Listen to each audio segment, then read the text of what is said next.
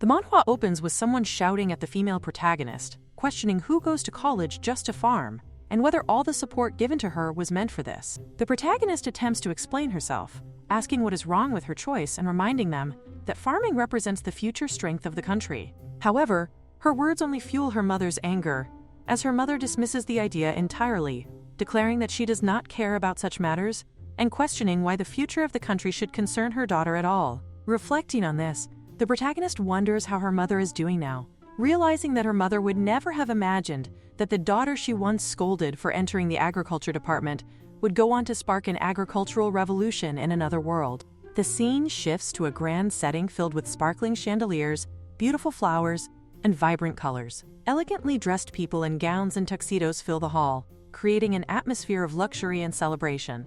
At the center of it all stands a man glaring intensely at her.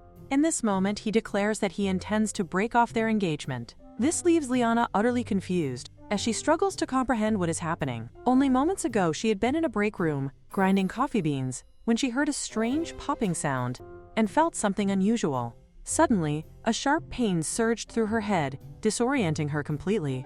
As she tries to process the situation, her fiancé assumes she is pretending to be ill once again to escape the confrontation, dismissing her condition as a cheap trick. Finally, she questions whether he is truly Crown Prince David. Instead of answering with concern, he accuses her of pretending to be insane and urges her to stop her hypocritical behavior. He explains that their engagement was arranged under His Majesty's wishes, though he had been reluctant from the very beginning.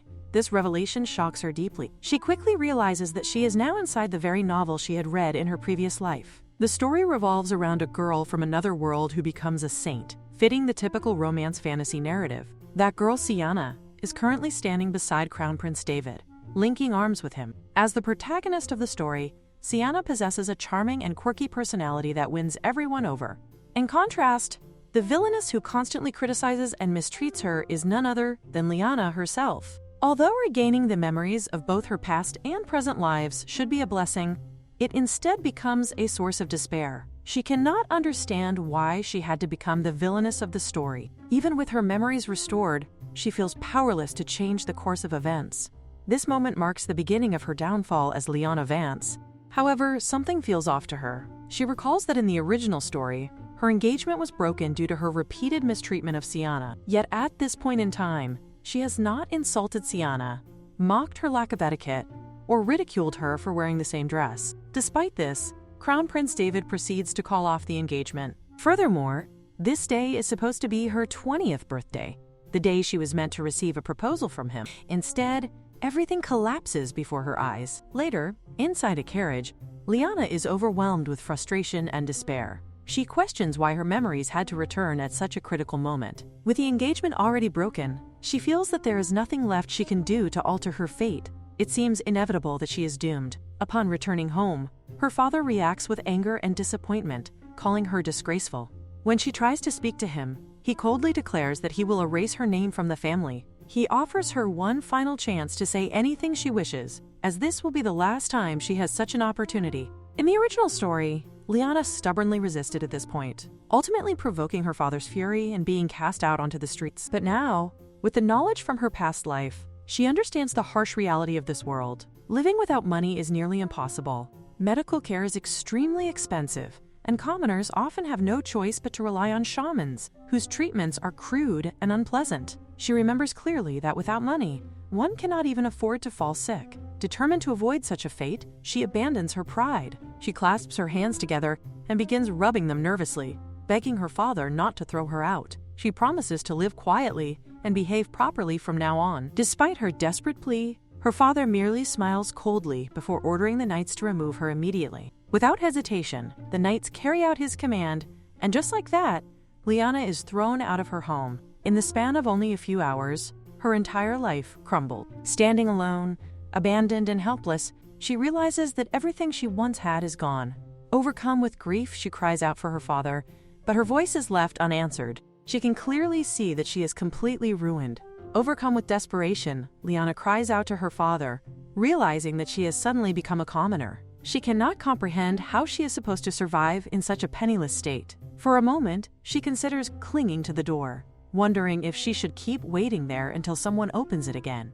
As she struggles with these thoughts, someone calls out to her, urging her to come their way. Turning toward the voice, she sees her nanny standing nearby, accompanied by a large carriage. Confused and slightly hopeful, Lyanna asks where they are going and whether her father might have arranged a place for her. For a brief moment, she wonders if her desperate tears may have softened his heart after all. However, her nanny quickly dispels that hope, explaining that the master had only ordered her to send Lyanna away. Despite this, the nanny could not bring herself to abandon her completely. She suggests that, for now, they should head to her hometown, where the local lord is known to be kind, making it a relatively safe place. Once inside the carriage, Lyanna sinks into her thoughts.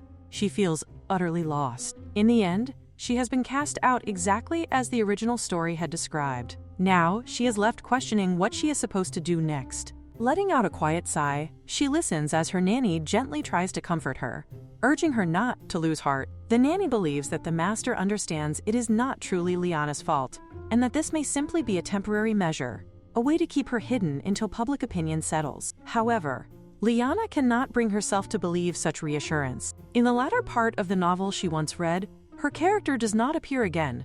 To her, this suggests that this moment marks the true end of her story. She imagines a grim possibility that after being cast out without money, she might have fallen ill and died alone in some forgotten place. The thought sends a chill through her as she realizes how horrifying such a fate would be. She cannot help but think that if her memories had returned just a little earlier, she might have been able to change everything. Perhaps she could have avoided this outcome entirely. Then again, that would mean she would not have been abandoned by Crown Prince David.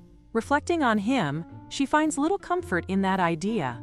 In her mind, he is insensitive, arrogant, and self-righteous, the very embodiment of selfishness. She reasons that it is precisely because of his nature that he fell for Siana, a woman bold enough to speak of equality and challenge him in ways no one else had. Siana had even struck him, becoming the first person to do so, which only deepened his fascination. Lyanna concludes that while such a man might seem appealing within the pages of a novel, living alongside someone like him in reality would likely drive a person to madness. Even if she had not been cast aside, she doubts her life would have been a happy one. With this realization, she begins to shift her perspective. Instead of viewing her situation as pure misfortune, she considers the possibility that this could be her freedom, a chance to finally live a life of her own choosing. With that thought in mind, she gradually drifts off to sleep. Sometime later, her nanny gently wakes her, informing her that they have arrived. This is as far as she can accompany her. Before parting, the nanny embraces her tightly and apologizes for everything. Lyanna reassures her, expressing gratitude instead. She understands that even bringing her this far was a significant risk, as it could have invited her father's wrath. The nanny tells her that if they ever meet again, she will make sure to repay Lyanna's kindness. Standing there, at the end of her journey with the only person who showed her compassion, Lyanna prepares to step forward into an uncertain future, completely alone. While the nanny asks her not to worry, she assures her that one day, when she becomes useful, the Duke will come looking for her again. Lyanna, however, thinks that hearing such words from the nanny somehow makes everything feel even more bitter. She cannot help but wonder if they truly did not leave her here to prepare for something later. With that, the nanny says that she will be off now. Lyanna, thinking internally, reflects that it is her nanny of all people, and she would not do something like that. Perhaps she has simply become too sensitive because of the broken engagement. She decides that she will try to think positively. At the very least, she has managed to avoid sleeping on bare ground, and that alone is something worth acknowledging. However, when she opens the door, she is immediately taken aback, wondering what exactly she is looking at. She knows that the nanny went out of her way to help her, but honestly, the condition of this house is simply too much to accept. She now looks like a complete beggar. Once, she was born with a silver spoon in her mouth, and yet, in a single instant, everything has come to this. A drop of water suddenly falls onto her, and it is unbearably cold. She looks around, realizing that this is what real life is like. Life is a battlefield. The house is nothing but a wreck, and she does not even have food to eat. Even so, she refuses to sit there and starve to death. A few months later, someone is heard saying that someone is actually living in their rundown house. They claim that it is the Duke's daughter, yet the man admits that he has not seen even a trace of her. The woman beside him suggests that she might already be dead. However, they soon notice a chicken, and as it is being chased, they assume that she must still be alive. At the same time, they begin to wonder if that chicken looks like one that had run away from their own place. Meanwhile, Lyanna peeks from the side, thinking about what they mean by calling it their chicken. In her mind, anything that comes onto her land now belongs to her, and there is no way she is going to give it up.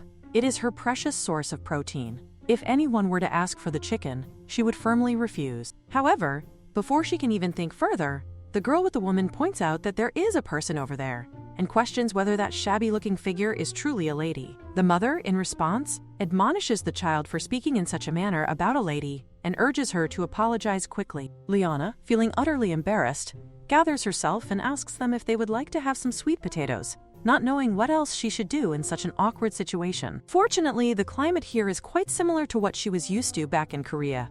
In other words, it is perfect for stable crops. The plants here are familiar to her, and she makes use of that knowledge. She takes out a sweet potato and eats it, and she also gives one to the guest who arrived earlier.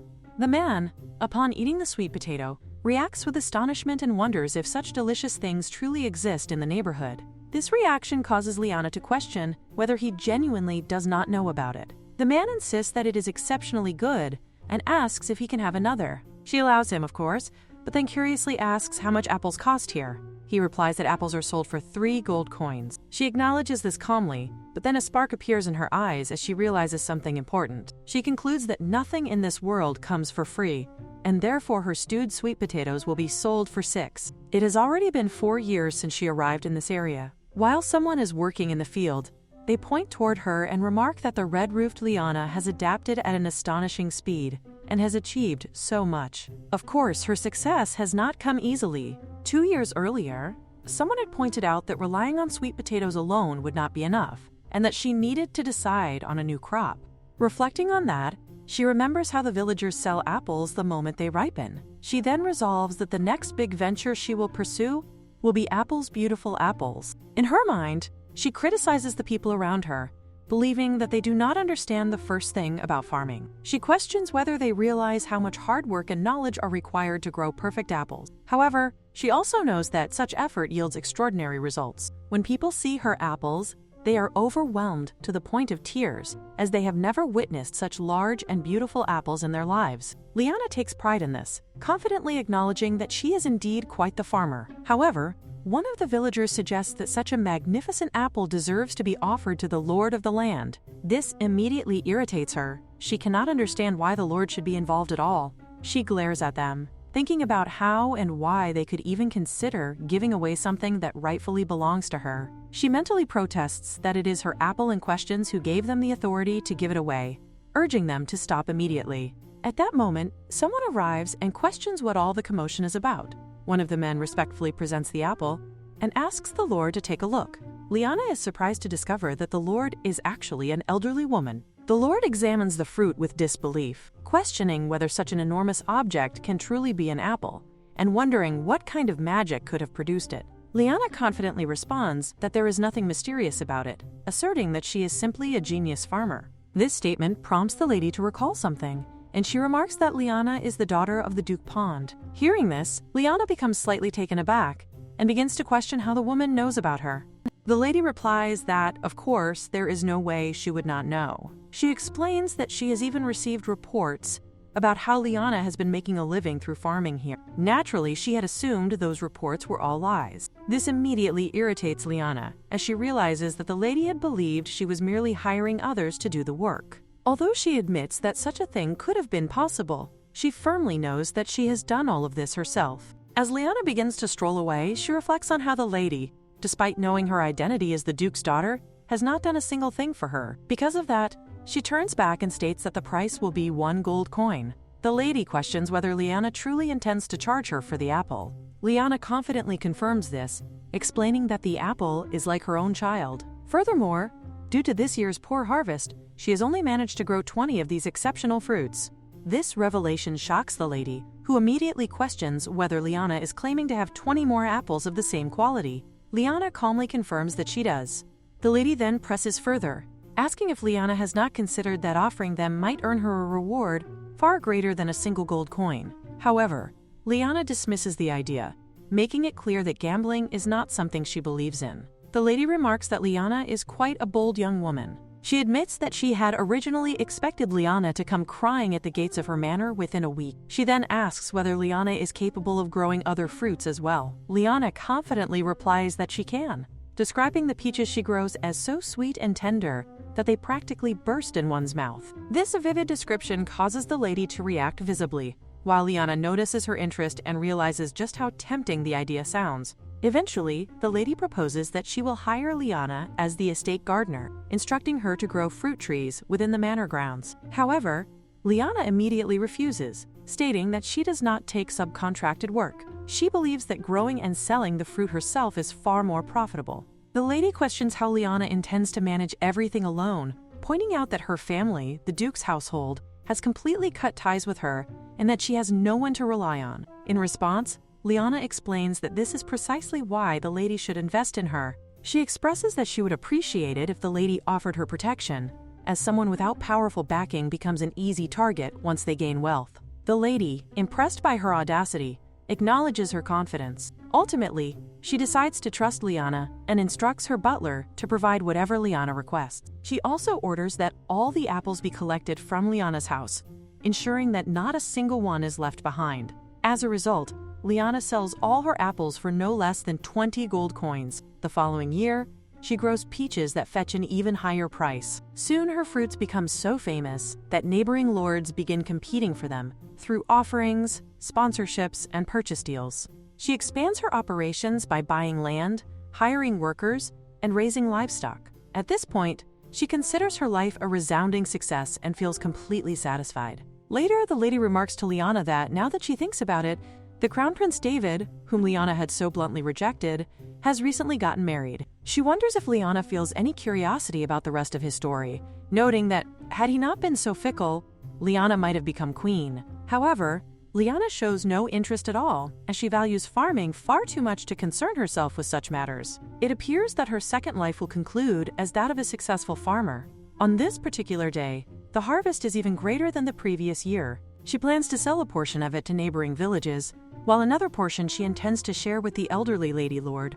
As she reflects on what she should cultivate next, she suddenly trips and falls to the ground. Confused, she looks back to see what caused her fall. To her surprise, she notices perfectly straight lines etched into the ground, forming elegant and flowing curves that resemble a hoe. She wonders why such a rare tool is present here, as she had believed she would never encounter one. In this world, everyone uses flower spades for farming, which makes her question why they would rely on such impractical tools when something far more efficient exists. Suddenly, the hoe begins to glow. Then, to her astonishment, it addresses her directly, asking whether she is its new master. Lyanna wonders if the tool had spoken in her past life. She would have been utterly shocked. However, in this world, magic is not unusual. Having perfectly adapted to this new life, she is not too surprised. Moreover, she cannot ignore this precious talking tool that she has found after 4 years. Without hesitation, she acknowledges herself as its master. Suddenly, the hoe begins to glow,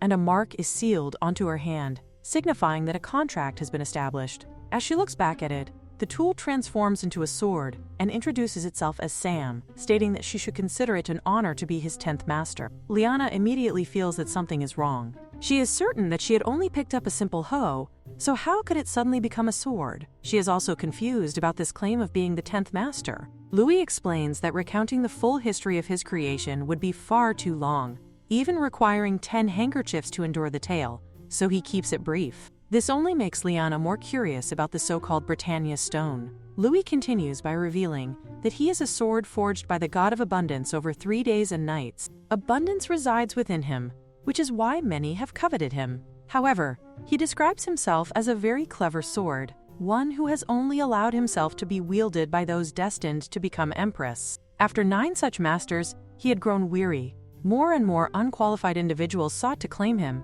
so he eventually hid himself in a humble form. Lyanna questions whether he is implying that the hoe she picked up was actually him. She finds it difficult to believe that she has encountered something so bizarre, and she wonders if there is any way to undo this situation.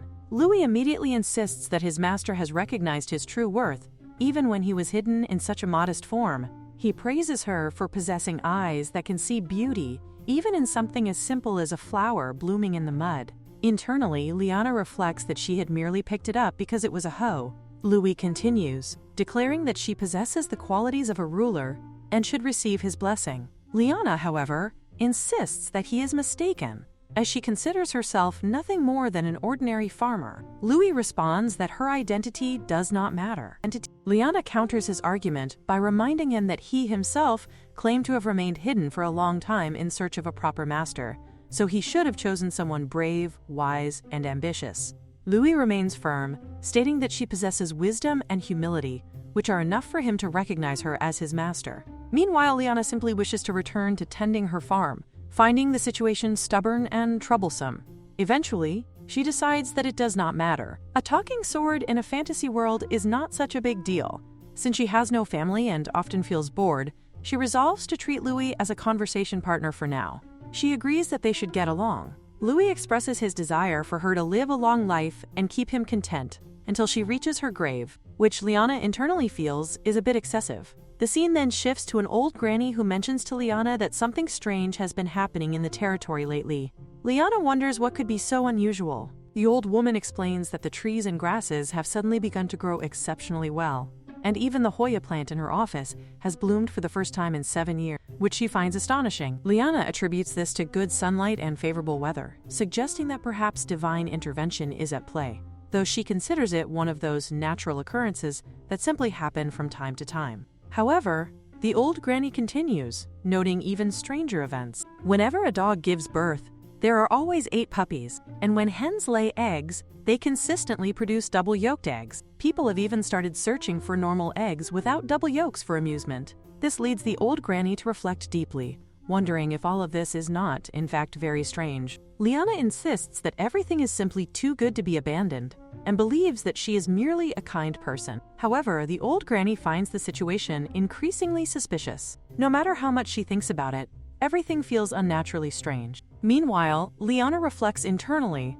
that if she were in the old woman's position, she would simply feel grateful. Still, she cannot ignore the fact that the old granny is cautious by nature, yet she had trusted Lyanna almost immediately. Eventually, the old granny notices the bandages on Lyanna's hand and asks why she is wearing them and whether she is injured. Lyanna hesitates, wondering how she should explain the situation. She casually replies that she is not hurt at all and explains that while walking around the farm earlier, she picked up something strange. This immediately alarms the old granny, who anxiously asks if she has suffered from metal poisoning and urges her to take care of it quickly, warning that it could be fatal. Lyanna tries to reassure her, insisting once again that she is not injured. She explains that she has only acquired a strange tattoo, something she never even wanted. Finally, she reveals the mark to the old granny. The old granny responds calmly, telling her that it is fine, and instructs her to wrap it up again. However, almost immediately afterward,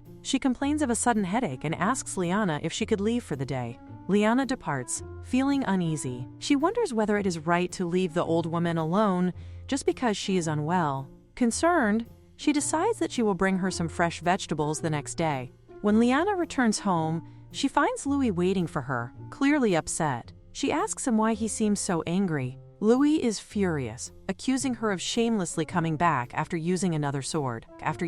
This confuses Lyanna, as she cannot imagine who would use a sword like him to cut melons. She tries to explain that she could not carry a weapon in front of the Lord, so she had no choice but to leave him behind. She reasons that it would have been worse if he had ended up in the hands of a guard or abandoned on the ground. However, Louis refuses to accept her reasoning, declaring that no human should treat him in such a manner. In an attempt to calm him down, Lyanna begins to praise him, speaking sweetly about his qualities. Louis encourages her to continue, which makes her feel that the sword's behavior is rather unusual.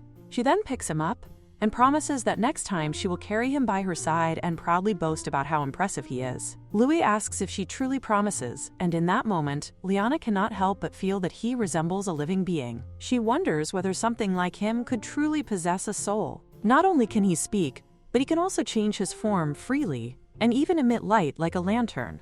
Despite everything, she still considers the hoe to be the most practical form. Changing the topic, Lyanna mentions that the Lord had spoken about something unusual. The territory has been flourishing recently, with livestock producing an unusually large number of offspring and crops yielding abundant harvests. She finds it quite remarkable. Louis immediately claims that all of this is due to his blessing.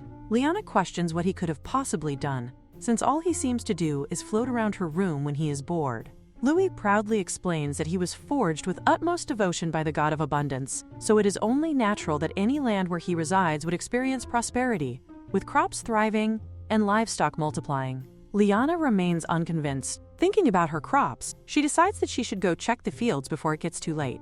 Meanwhile, Louis continues explaining that he represents a form of state. When there is an abundance of food, people naturally gather, and society begins to form. He claims that ancient civilizations were established in fertile lands for this very reason. Lyanna remarks that he seems to know many complicated words, which only irritates him further, as he questions whether she truly sees him as nothing more than a child. At that moment, a voice calls out from outside, asking if anyone is there.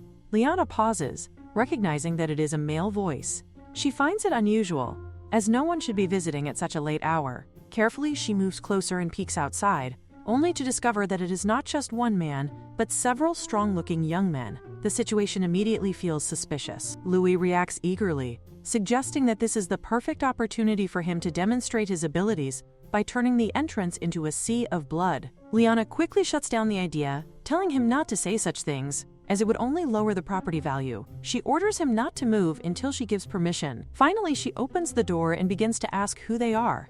However, before she can finish her sentence, she is struck by the sight of the man standing in front of her. She is momentarily captivated, thinking about how remarkably handsome he is. The man, however, addresses her in a completely different tone, stating that he has finally found her and calling her a thief cat.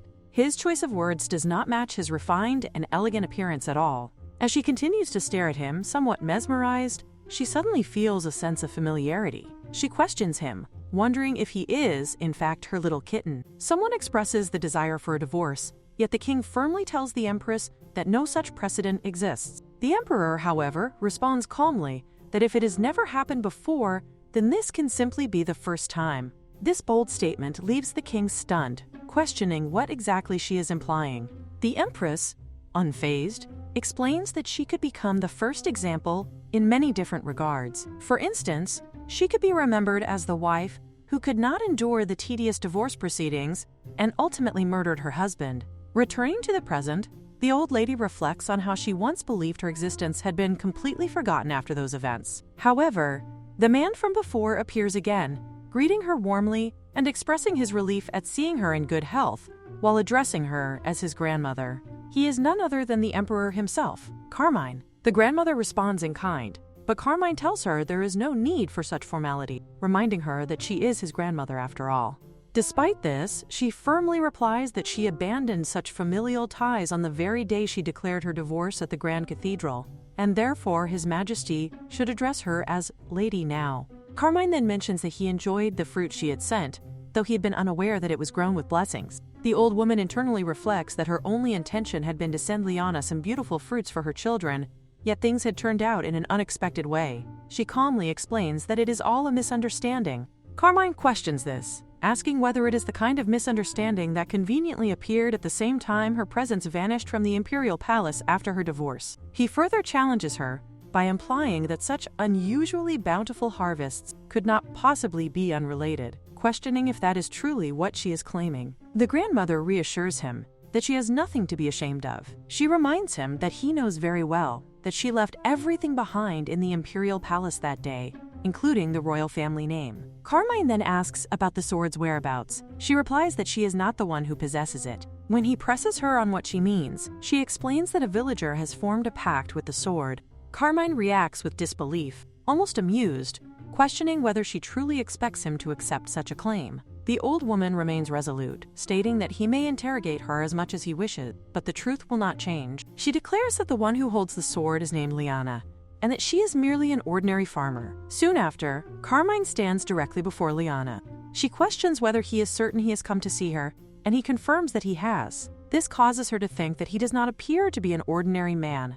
Despite that, he has been polite, and she cannot help but notice that he just called her a kitten, or rather, a cat. Being addressed in such a way, by such a handsome man, unexpectedly aligns with something she once imagined as part of her own little dreams. She decides that she will hear him out, but only outside. She trusts that he is not the type of ruffian who would intrude into a home where a woman lives alone. This remark provokes a reaction from the knight accompanying Carmine, who raises his voice at her. However, she firmly rebukes him, stating that he should not behave so shamelessly as to arrive unannounced at such an hour and then demand hospitality. Before the knight can escalate the situation further, Carmine intervenes and orders him to stop. This moment leads Lyanna to think that he must be someone of considerable importance. She wonders what exactly he could want from her, whether it is her farmland or perhaps her farming techniques, but she resolves not to be easily deceived by whatever he says. Carmine then reveals that he has come to retrieve the sword, claiming that he is its rightful owner. This causes Lyanna to question Louis, asking if that is true and whether he already has another master. Louis immediately denies it, insisting that such a claim is false and declaring that she is his only master. Lyanna, however, scolds Louis for what appears to be blatant two-timing, unable to reconcile his words with the situation unfolding before her. Louis immediately begins to argue back, insisting that he never said anything of the sort, and questioning why she would assume he is two-timing her. Lyanna, however, responds that it is because of the way Carmine presents himself, which irritates Louis. He demands to know since when she has cared so much about appearances. Carmine, observing this strange exchange, finally questions whether she is actually speaking to the sword. This makes Lyanna inwardly question how its supposed master cannot even recognize such a thing. Carmine then clears his throat and states that he is indeed aware that the sword possesses a will of its own. Lyanna acknowledges that he is correct, describing the sword as quiet and reserved. However, she also points out that Louis is clearly lying about Carmine being his master. She grows suspicious and demands to know what Carmine truly wants from her. She warns him firmly that if he lies even once more, she will refuse to open her door to him again. At last, Carmine introduces himself properly, stating that his name is Carmine and that he is the grandson of Lady Aurelian. Lyanna responds that she does not know anyone by that name. Carmine then explains that Lady Aurelian is the governor of this region. Upon hearing this, Lyanna suddenly recognizes the name and recalls that she has been having tea with her for years, affectionately calling her Granny. Carmine clears his throat once more and begins to explain the truth. He reveals that the sword is a deeply treasured artifact, one that can only be wielded by the head of their family. When his grandmother divorced and left the Imperial household, the sword vanished along with her.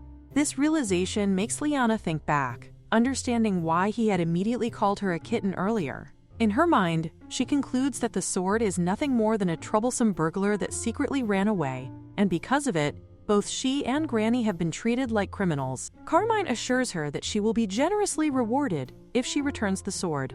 Lyanna admits that she more or less understands the situation, but before she can finish her thought, Louis suddenly begins to cry. He pleads desperately, declaring that he will not leave her and that he intends to stay by her side until her hair turns white. He continues, lamenting that others merely labeled him as a family heirloom without ever truly caring for him. He challenges the claim of Carmine being his master, insisting that if it were true, Carmine should at least be able to say his real name. Lyanna agrees to this and relays Louis' demand to Carmine, asking him to state the sword's true name. Carmine appears confused at first and instead provides a nickname. Lyanna then tells Louis that Carmine does, in fact, know his name.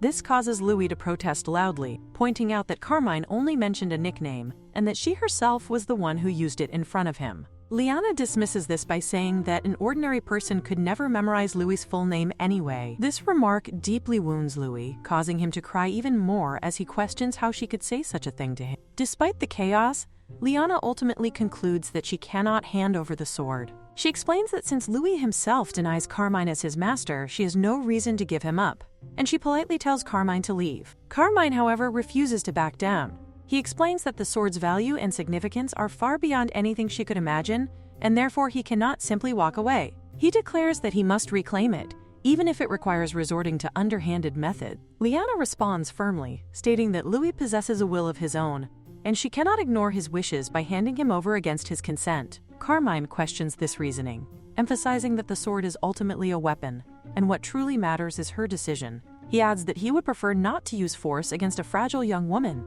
but then asks her directly whether her answer would remain the same if she knew he was the most powerful person in the world. Lyanna answers without hesitation that her decision would not change. Carmine leans in closer, as if about to act on his earlier statement, which causes Lyanna to wonder if this is what he meant by underhanded methods. Acting quickly, she raises her hand and places a finger against his lips, telling him to be quiet, and to be more careful with his words. Carmine becomes visibly confused and asks what words she is referring to. Lyanna then accuses him of implying a contract marriage. This takes him completely off guard, and he questions why she would come to such an absurd conclusion. Lyanna, however, remains entirely serious. She explains that he himself mentioned underhanded methods, and from her perspective, a contract marriage would be the most logical approach. After all, as a married couple, they would share ownership over their possessions. In her reasoning, this would make it the only legal way for him to claim the sword. Carmine says to Lyanna that, in that case, will she marry him? This makes her think that this man really would not make it as a con artist. When she gets a proposal, it feels nice to receive one, even if it is like this. The crown prince did not even propose. It would have been perfect with a big bouquet of flowers, though. She says to him that this is such an uninspired proposal, and that he should bow elegantly at the waist or something. He immediately goes down on his knees. She reacts with delight, thinking, oh yes, yes, like that, but immediately says that she will have to decline the proposal. With that, she shuts the door, which leaves him and his knights speechless. Outside, someone shouts the word loudly. She comments that he is quite good-looking, but his voice is not. Louis tells her that actually it was a subordinate next to him who yelled, and that he himself was just standing there clueless. Lyanna questions whether Louis can really see things like that. He replies that he is the magic sword, and that seeing through a shabby wall like this is nothing. Anyway, Lyanna plans to just stay home for today, which makes Louis happy. He thinks that taking a break from work must mean she is finally going to play with him. Lyanna, however, thinks that maybe she should have just discussed how to separate that handsome man from his sword, which makes Louis cry out internally, wondering why she is making that face and whether she is thinking weird things. She assures him that of course she is not thinking at all. On the other hand, Germain can see that he has been fooled completely. It has been like that ever since he has been bewitched. The image of wavy red hair and a tiny straw hat pressed down tightly, along with light brown eyes, looks totally different from the way she acted. He has never been toyed with like this before. The granny approaches Carmine and remarks that he was supposed to return to the palace. He responds that he will have to impose on her again. She replies that she does not mind, but she thought that His Majesty would whisk Lyanna off to the Empire immediately. Carmine explains that he has been completely ensnared. That daring girl told him that the only legal way to own the sword is through marriage, and he also proposed to her. This makes the granny think that she knew Lyanna was bold, but who would have thought that she would dare suggest such a thing to the Emperor? She asks what happened next. He replies that he proposed to her, and she slammed the door in his face. This makes the granny remark that she really is a daring child. Carmine replies that he is absolutely right, and that he cannot possibly return like this because his pride will not allow it. His pride. The granny thinks that this is getting interesting. Someone who has walked a predetermined path since childhood, known for being indifferent and cold, is now revealing emotions like this. She wonders whether it is reckless of her to feel as if something romantic is about to happen at last. He might be having spring for himself, and she is actually rooting for him. After 2 days of hiding from that suspicious blonde man, that night, Lyanna has a dream. In that dream, someone asks what is yellow, fluffy, and sweet. She immediately wakes up, thinking that it must be a pumpkin. Pumpkin is so delicious, with its fluffy texture and sweetness. Now that she thinks of it, maybe she should make knife-cut noodles with lots of pumpkin in them. She imagines slurping up a mouthful of noodles and just imagining how delicious that would be. Sweet pumpkin entwined in a savory broth would be divine. She declares to Louis that today is the day, that it is time to vanquish enemies and revel in the joy of harvest. Louis immediately gets excited and interprets harvest as piling up the heads of her enemies and displaying them. However, he also wonders whether this outfit is a bit too shabby for the battlefield. She insists that no, actually, it is perfect, and that this outfit is flawless. However, in order to succeed, he has a very important job to do. Louis questions her and tells her to just say the word, because there is nothing he cannot do. She then asks whether he can transform like this, and make the handle like this, and that plate like that. Louis looks at the paper and says that he will give it a try. After he is turned into a knife, Lyanna is able to cut the pumpkin so cleanly. She wonders whether it is because the blade is sharp, while Louis cries out, calling to Lyanna that she is a fraud and that she is a mean girl. Lyanna tells him that life is like that, and that the world will rob him blind if he is not careful. She knows that he used to be drenched in blood, so she questions why he is being grossed out by plant sap. He shouts at her, saying that this is different while she questions how it is different. Another hand approaches her. It is Carmine, who asks Lyanna whether he should put this over there. He explains that he heard voices, so he came by. He thought that she was with the ego sword, but he guesses that he was wrong. However, the moment he sees the light coming out from the scissors, he questions whether that pair of scissors in her hand is the ego sword. She tells him that actually Louis loves serving her like this, while Carmine thinks that he does not believe Louis agrees with her. Lyanna then whispers to Louis that if she puts it like this, people will think they are getting along and leave them alone. Vulcan, upon hearing all this, wonders whether it really works if she says such things out loud and declares that he will never relinquish the ego sword. Finally, Nana asks him whether he is the obsessive male lead type, which makes him wonder what she means by that. She then tells him that it is just a thing, and since he is here, he could help move the pumpkins to the storage room. Carmine questions whether she is not selling them immediately. She explains that to enhance their value, they need to be dried for about 20 days, and that if he moves them, she will treat him to a very delicious meal.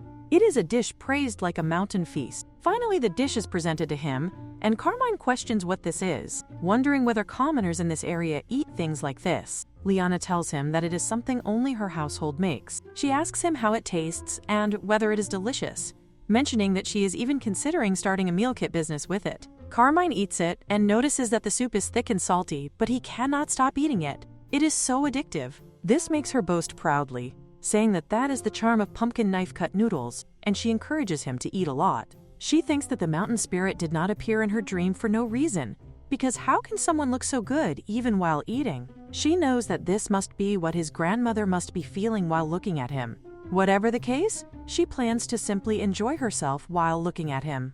With that thought, she asks him to try something else as well. Carmine questions what this is. She immediately tells him that this is homemade 5-flavor tea, and that she does not give it to just anyone. He notices that it has ice in it. She explains that she gets hot easily, so she dug an ice cave. Carmine, confused, questions how she dug an ice cave. She replies that she did it the only way possible, with a shovel. He tells her that he will help with things like that in the future, which makes her reply that marriage tricks do not work on her, and that she can manage on her own. There is no need to ask for help with something she can do herself. After seeing her determination like this, Carmine remarks that she is quite an unusual person. A few years ago, a black-haired angel descends upon the Barker kingdom. Some denounce her as a demon, while others insist that she should be treated as an esteemed guest. Among those who seek to use her for political purposes, the girl ultimately falls in love with the crown prince and becomes engaged to him.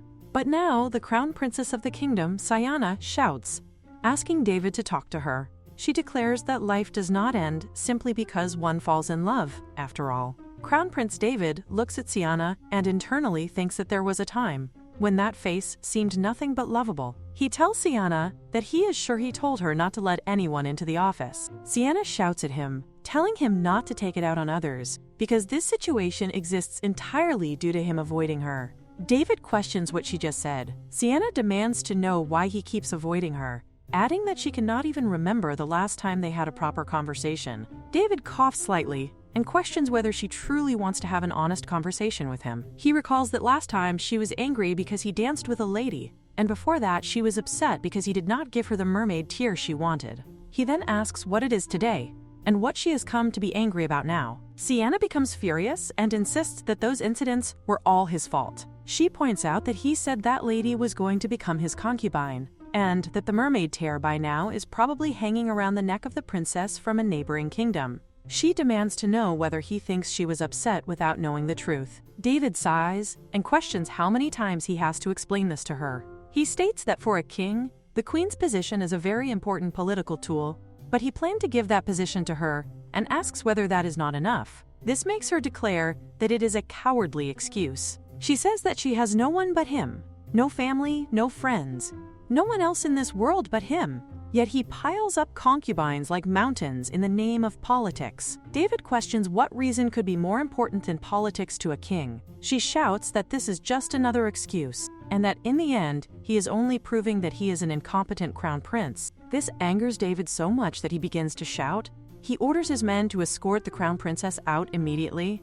She turns toward the men and tells them not to make her laugh, questioning how this can be considered a serious conversation. She demands that David hurry up and give her an explanation. Regardless of her protests, the knights grab her to take her away. She shouts at him, wondering what all of this is, reminding him that he was supposed to be a devoted man who swore eternal love, yet now he has an armful of concubine. She reflects that this did not happen in the novel. A serious conversation only works when the other person is willing to listen. All of this stems from the fallout with Duke. The cathedral tried to strengthen its divine authority by enshrining Siana as a holy maiden.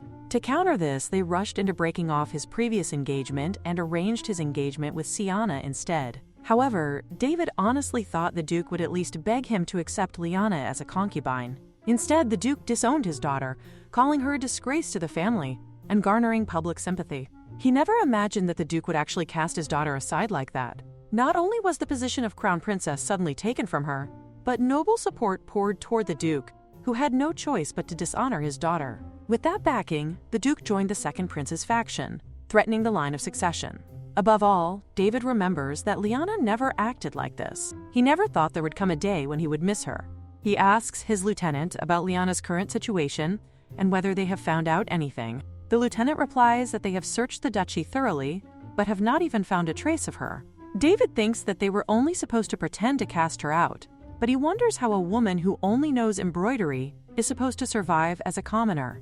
This makes the lieutenant think that such words are not something he should be saying. In any case, Siana's usefulness ended the moment they got engaged, so there is no need to keep her as the crown princess. On the contrary, David considers that if Lyanna were reinstated as crown princess, the Duke would return to his side, and Lyanna, who has been cast out of her family, would also welcome it with tears of gratitude. This thought makes him snicker as he orders his men to find Lyanna quickly.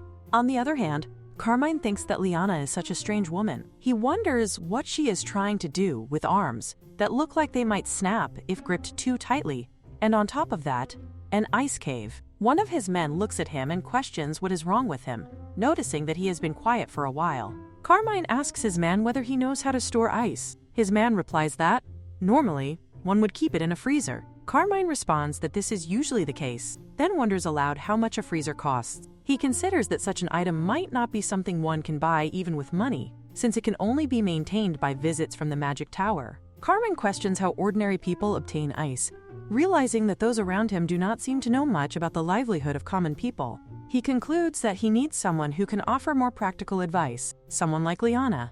As he thinks this, he suddenly sees that she is actually standing right in front of him. He questions what she is doing there. She immediately shouts at him, declaring that she should be the one asking that question. She wonders whether he expected her to come here. Carmine replies that he lives here, so in that case, she must have come looking for him. She immediately questions why she would do such a thing and clarifies that she is here to meet his grandmother.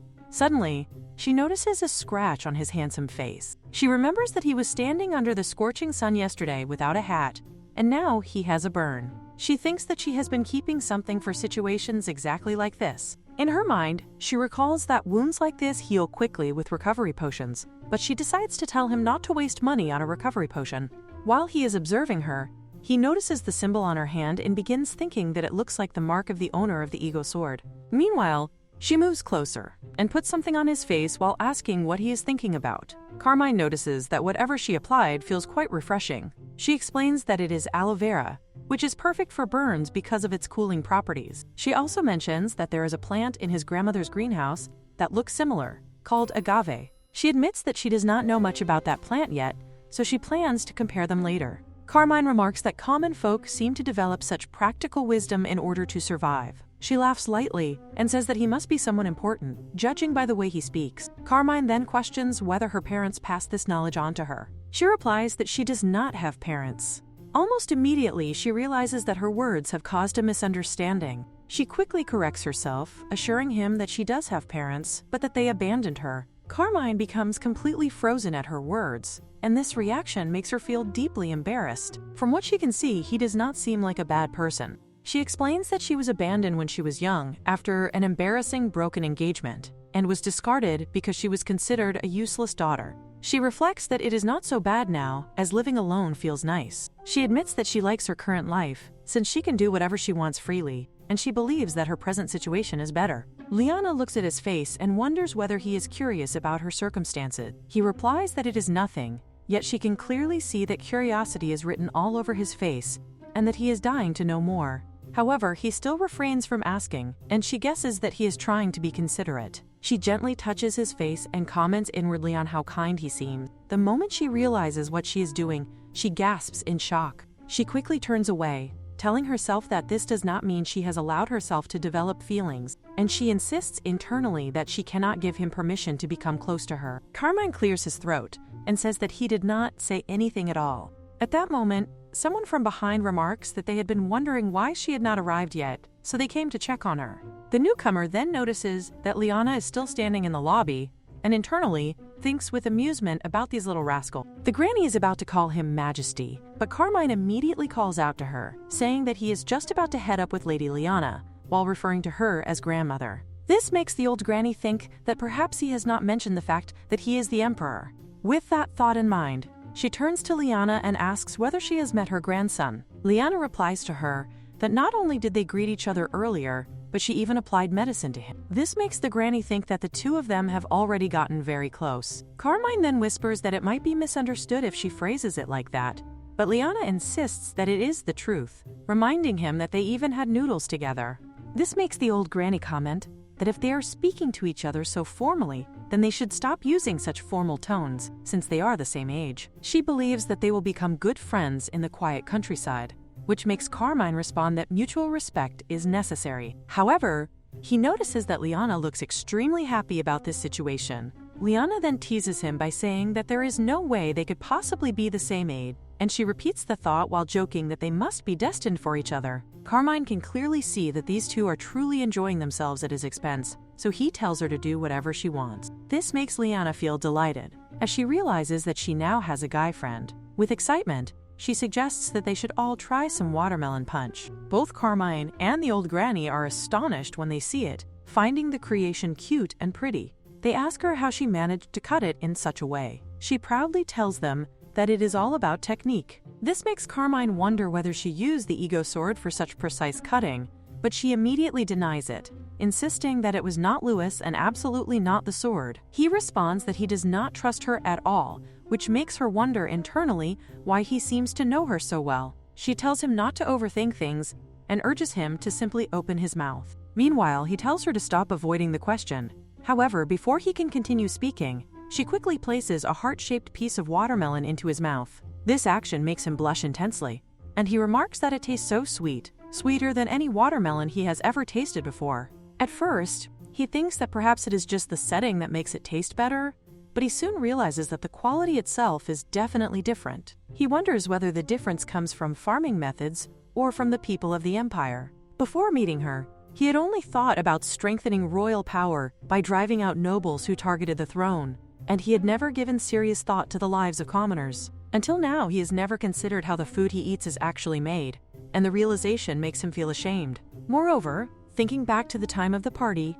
he asks her what a certain drink is. She tells him that it is grape juice, made from leftovers, and asks whether he would like to try it, assuring him that it is extremely delicious. This makes him remark that leftovers usually have poor market value. Lyanna replies that just because something has low market value does not mean it is bad.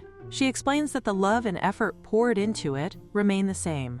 In a way, she compares it to people whose value can drop because of malicious rumors or slander, even though their true worth has not changed. He originally came to recover the ego sword, but as he talks with her, he begins to understand why the sword chose her as its master.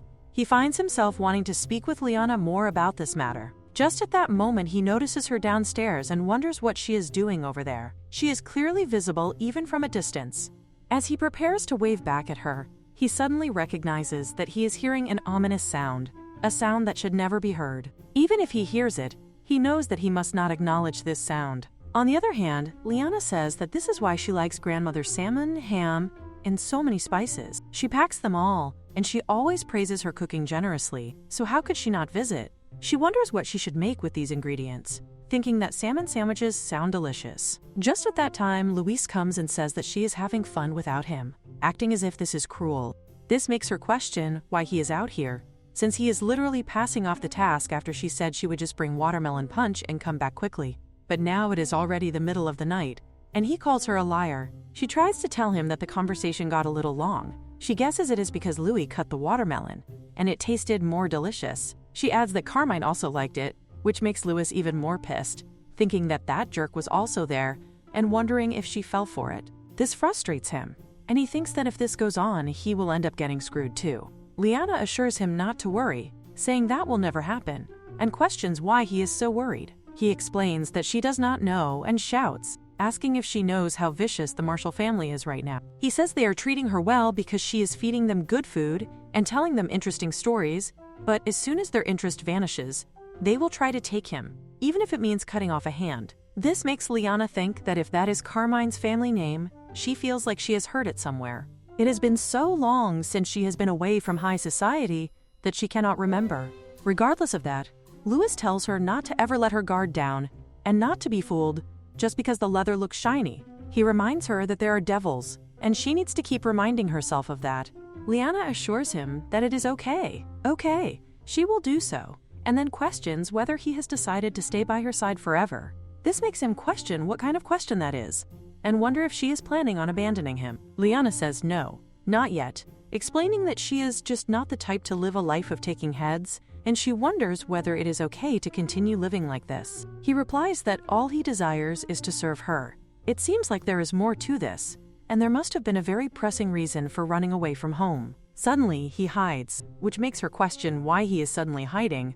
When someone says to Lyanna that it has been a while, it is the nanny. The nanny says to her that she was really surprised to run into her like this, and thought Lyanna would still be at the house she took her to.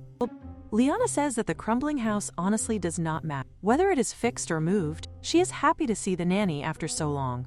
But the nanny has not visited even once in all this time, so why is she suddenly here? It feels unsettling. Regardless of that, Lyanna asks her what she would like to drink, mentioning that she has been drinking lately. The nanny asks if she can choose, and Lyanna replies that of course she can. While all this is happening, the nanny is somehow acting mysterious. Finally, Lyanna brings the tea and asks her to enjoy it. The nanny says to Lyanna that the Lord must have helped her, which makes Lyanna question what she is suddenly talking about. Actually, the one who brought her here was the Lord. The Lord is also in a difficult position, living alone after the divorce, so she thought she would take pity on the broken-off and abandoned miss. She adds that she is glad it turned out the way she expected. This makes Lyanna question what the nanny just said, and assure her that she is completely wrong if she thinks that grandmother has no interest in her, because she survived on her own efforts. This makes the nanny question whether she lived on her own, telling her not to lie since she does not even know how to make money. This makes Lyanna feel angry, realizing that now the nanny is openly looking down on her. Since she is no longer the Duke's daughter, the nanny probably thinks she does not need to be careful with her words. So Lyanna tells the nanny to believe it or not, and then adds that, by the way, the tea is for 1 coin. This makes the nanny question whether she is really going to charge her, complaining that it is too much for someone who came from far away to meet her. Lyanna shouts at her that she is the one who started by being rude, and she did not even acknowledge her efforts. She questions what that pitiful situation was supposed to mean. She can accept that, but to insult the Lord like that too, is that not rude? With that, she turns away and tells the nanny that if she has nothing more to say, she should please leave, because she is busy. The nanny stands up and asks Lyanna to please wait a moment, saying that the Duke told her to bring Lyanna back home. Nanny says that he has been so heartbroken ever since Lyanna left, worrying constantly, and fretting over whether something has happened to her. This makes Lyanna scoff, feeling worried and suspicious, wondering if he has suddenly found some new use for her. She thinks that she knew it. He was never a genuine person. So she tells the nanny that she is not interested in any of this anymore. She says that she does not care about her family, and she does not want to see them again, so the nanny can simply go back. The nanny responds that she will report back to the Duke and let him know just how sharp her words were as well. Valeriana then tells her to be sure to tell him that she cursed him too, from the top of her head to the tips of her toes. With that, the nanny leaves. The scene cuts to someone calling out to Carmine, addressing him as brother, and asking whether he is even listening, since he seems unusually deep in thought today. Carmine apologizes to his brother and questions what they were talking about. His brother tells him that he had asked when he planned to return. Even though Poston has a direct teleportation zone to the Imperial capital, it is not proper for the emperor of a nation to stay too long in a foreign country. Princess Riz, after her divorce, had returned to her homeland, leaving the kingdom uncertain about her future. As a solution, the kingdom granted her a stay in a border region that neighbored the empire. His father, the previous emperor who missed her dearly, went to great lengths to create a teleportation zone linking the two regions. Who would have thought it would become so useful today? Carmine says to Riz that he feels bad for her Aunt Susan. The princess then says that there are only two conditions under which he is allowed to stay in that town. First, he is pursuing the sword, and second, he has fallen head over heels in love for the first time in his life. This makes Carmine think that this is ridiculous. Meanwhile, the princess loudly insists that so he should hurry up and return already. It is serious enough that she crosses his mind even during meetings. He can tell, just at that time, when the lieutenant arrives and reports that there is suspicious activity in the area. At first, certain individuals are seen visiting Lyanna's home, and now they seem to be actively watching her.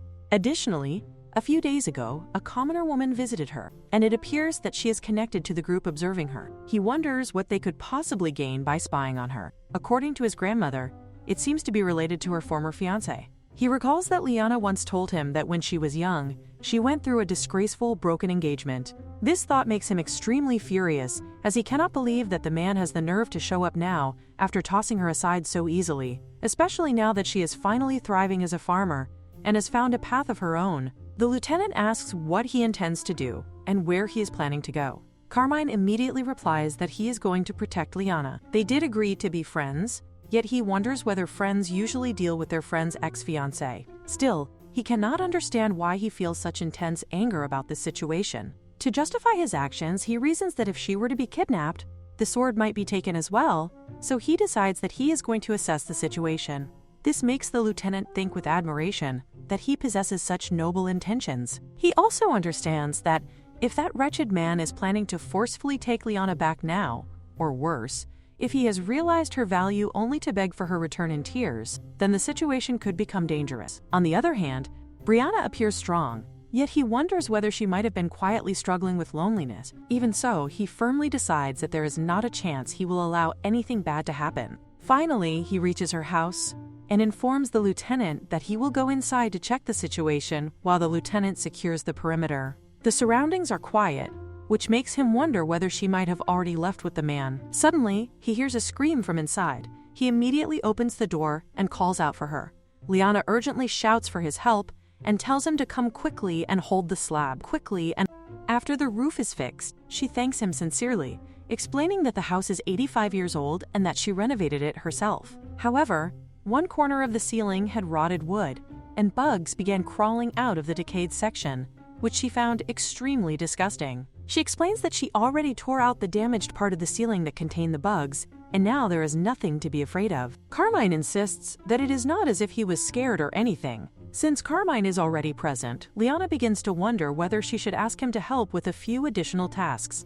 He is tall and probably strong, and she still needs to rehang the attic door. Carmine questions whether she usually handles all these repairs by herself. She replies confidently that of course she does, because if she does not, then no one else will. Carmine suggests that she could hire a carpenter. However, she explains that the area is a complete countryside, and there are no professional carpenters available. Even if there were, she would feel uncomfortable inviting someone into her house and she lives alone. Still, she reassures him that she has been managing just fine. She has become quite skilled at handling repairs after living on her own for so long. She remarks that he should have seen the rundown place where she used to live, which was practically falling apart. She had patched the roof with straw and built fences herself, and that was how she managed to survive until now. The thought frustrates her, as she feels that someone seemed almost jealous that Lyanna is doing well, and she suspects that the nanny would act all sweet and flattering if she were struggling instead. Carmine calls out to her and questions her about the hammer.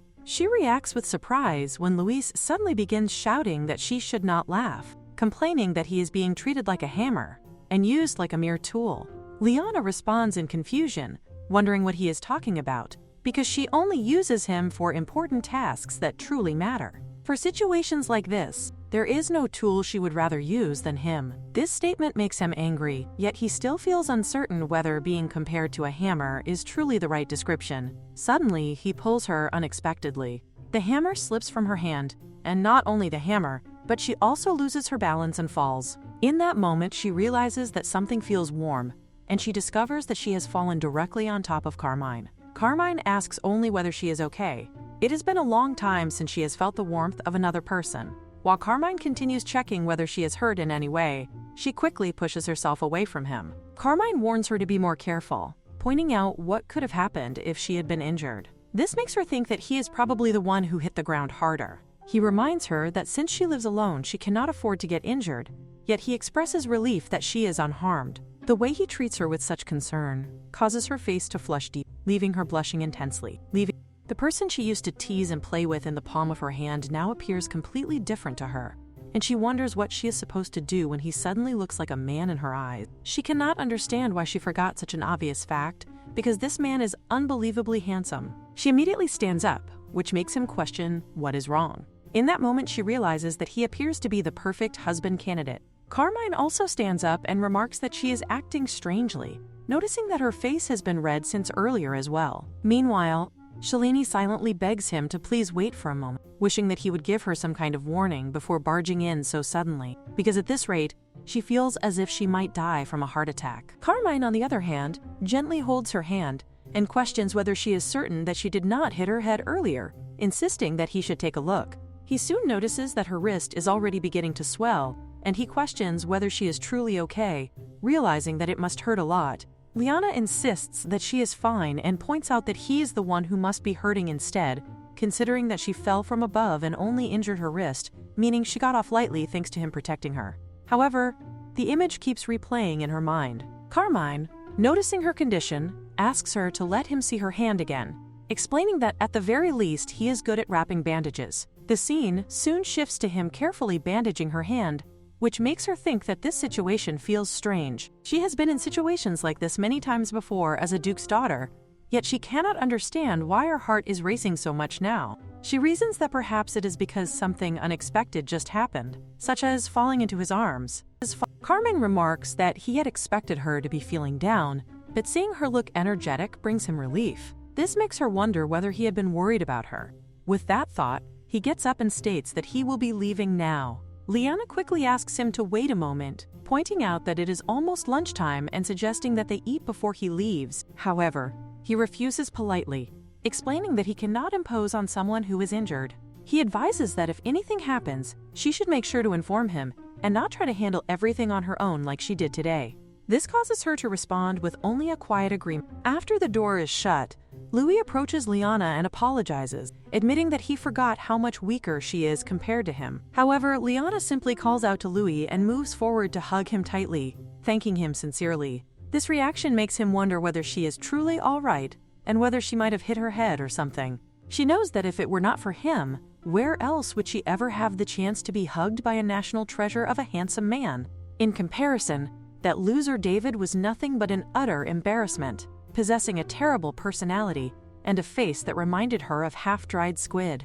Even so, she understands that Carmine's interest is actually directed toward Louis. That is why he even proposed during their first meeting, and she realizes that the moment that just happened was likely all part of his attempt to win Louis over. Yet, even if he was using charming tactics, his appearance is simply too attractive to resist. Now she finally understands why emperors throughout history made foolish decisions over beautiful people. At the same time, she feels guilty about sending him away on an empty stomach. She begins to wonder whether she should prepare a sandwich or something for him. Before doing anything else, she decides that she first needs to boil some potatoes. Meanwhile, Louis feels extremely tired and somewhat sad, realizing that he has done so much work with the hammer today that he cannot transform into a hoe now, and therefore he needs to rest. Lyanna says that she is boiling the potatoes, not harvesting them, so he can simply go and rest on the bed. Louis then remarks that, by the way, he wonders whether it would be acceptable if that man were to turn out to be an emperor. She lets out a sigh and questions whether he is saying this because she mentioned emperors earlier. She admits that he is certainly handsome enough to be one, though she clarifies that she means his face alone, not his role as the main character like Carmine. He attempts to tell her that he truly is the emperor, but before he can finish speaking, he suddenly hears someone outside the house. This unexpected sound makes her wonder who it could possibly be at this hour. She considers that perhaps Carmine has returned again, thinking that he must have started craving her cooking after all. Without hesitation, she moves toward the door and opens it. However, her eyes widen in shock the moment she sees who is standing there. The scene then shifts to Carmine, who reflects that no matter how much work he does, it never seems to end. In truth, his thoughts remain completely disorganized because of what happened earlier. At that moment, Granny approaches him and asks whether he is all right. He replies that he is fine, and invites her to come inside.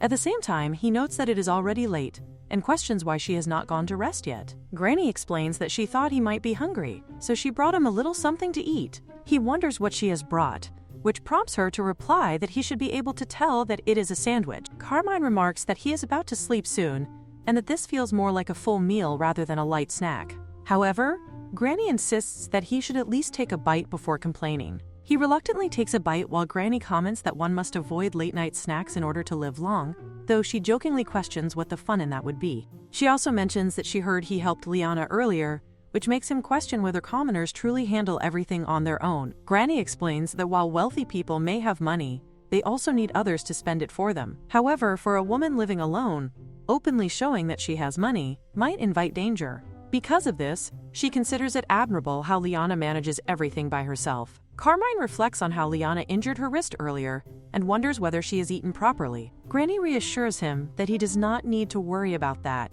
explaining that the sandwich he is currently eating is a potato salad sandwich that Lyanna prepared and sent over earlier as a token of thanks. However, Granny admits that Lyanna's face looked a little pale, which makes her wonder whether it is because of the injury. Carmine comments that he told her to rest, yet she refuses to listen. Granny eventually leaves, remarking that he is just like her, eating while working, and with that observation, she takes her leave. Carmine knows that he should visit her tomorrow, both to thank her for the sandwich and to check on her injured wrist, though he realizes that he does not truly need an excuse to visit her. Suddenly, he hears a strange sound. The noise seems to be coming from the window, and he immediately wonders whether it could be an assassin. However, to his complete surprise, he discovers that it is actually the ego sword making the noise. He goes to the door and opens it, and a question is raised about whether he has finally decided to submit himself. This makes Louis think that the man is resolute, yet it also seems that Louise must have said something to him, though he cannot hear her voice at all. It is clear that the man is in a hurry, but the exact reason remains uncertain. Suddenly, something strikes him, and he wonders if something might have happened to Lyanna. At the same time, Lyanna is seen lying in her bed, struggling. Merely meeting him once has left her bedridden. There is a strange sense of satisfaction in it, yet she cannot help but feel overwhelmed with stress. She begins to question herself, wondering if she had been secretly holding on to expectations simply because they are family. Earlier, when she had opened the door, it had been her father. She notices the unsettling pattern. First, the nanny, and now her father. Something feels off. He is behaving in a way that seems almost like a disguise. She remarks that it has been a long time, and that he appears the same as ever. However, the Duke responds that such a thing could not be true, as he has been losing sleep day after day, worrying about her. She finds herself unable to make sense of his words. This entire situation was never part of the original story. In that version, Siana arrives in the world, becomes engaged, and 2 years later, the story ends with their marriage. Reflecting on it now, everything has felt strange from the very beginning. Unlike the original plot, Siana became engaged immediately upon arriving in this world, and Lyanna herself was brought down before she could even commit any villainous act. The pace of the story feels unnaturally fast. She wonders if she had skimmed through the novel too carelessly. If this is indeed the story after the original ending, then the original Lyanna would have likely died due to harsh conditions. And yet, the very man who had abandoned her to such a fate now stands right before her. She points out that he had never cared about her before. With 5 other daughters to marry off, he had no need for her. At the very least, he is no longer confusing her name. The Duke takes her hand, admitting that he knows she must resent him. However, he explains that he had feared that helping her would only anger the royal family further. Fortunately, his guest had been correct. By quietly accepting punishment, the Crown Prince now pities her and is secretly searching for her. Her gentle and obedient nature must have made him miss her. Hearing this, she feels hurt. It seems clear to her that he simply needs the strength of the duchy again. Welcoming a girl from another world as Crown Princess might have once seemed exciting, but in reality, she would be of little use in managing internal affairs or gaining influence. Instead, they likely faced backlash for discarding a flawless fiancé so cruelly. Bringing her back now would improve public opinion and repair his relationship with her father. The Duke questions her expression, remarking on how she looks, but she abruptly pulls her hand away and declares that it has nothing to do with her anymore. This confuses him, and he presses further, asking what she means. Surely she does not intend to refuse returning, especially when she could once again become the Crown Princess. Lyanna responds firmly that the title of Crown Princess has nothing to do with her anymore. She is no longer Lyanna Pond, she is simply Lyanna.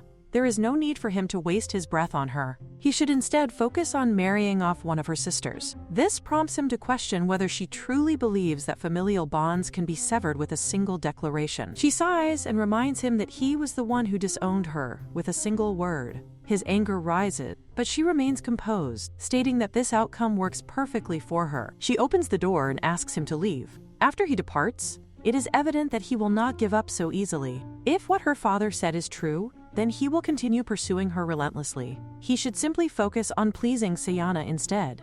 The audacity of coming to find her without shame, after ruining her life and then believing that locating her now would fix everything, makes her feel sick. He may have left quietly today, but next time he will surely do everything in his power to drag her back to David. If she remains here, David will inevitably return to her life, and that is something she cannot allow.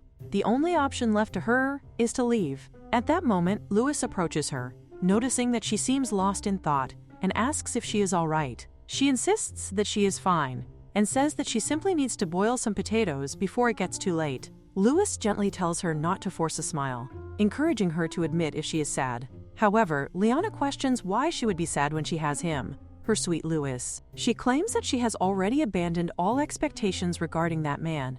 Yet as she says this, tears begin to fall. She finds it strange. She truly believes she is fine, so why does this keep happening? Louis reflects that this is the first time he has regretted being unable to transform into a human.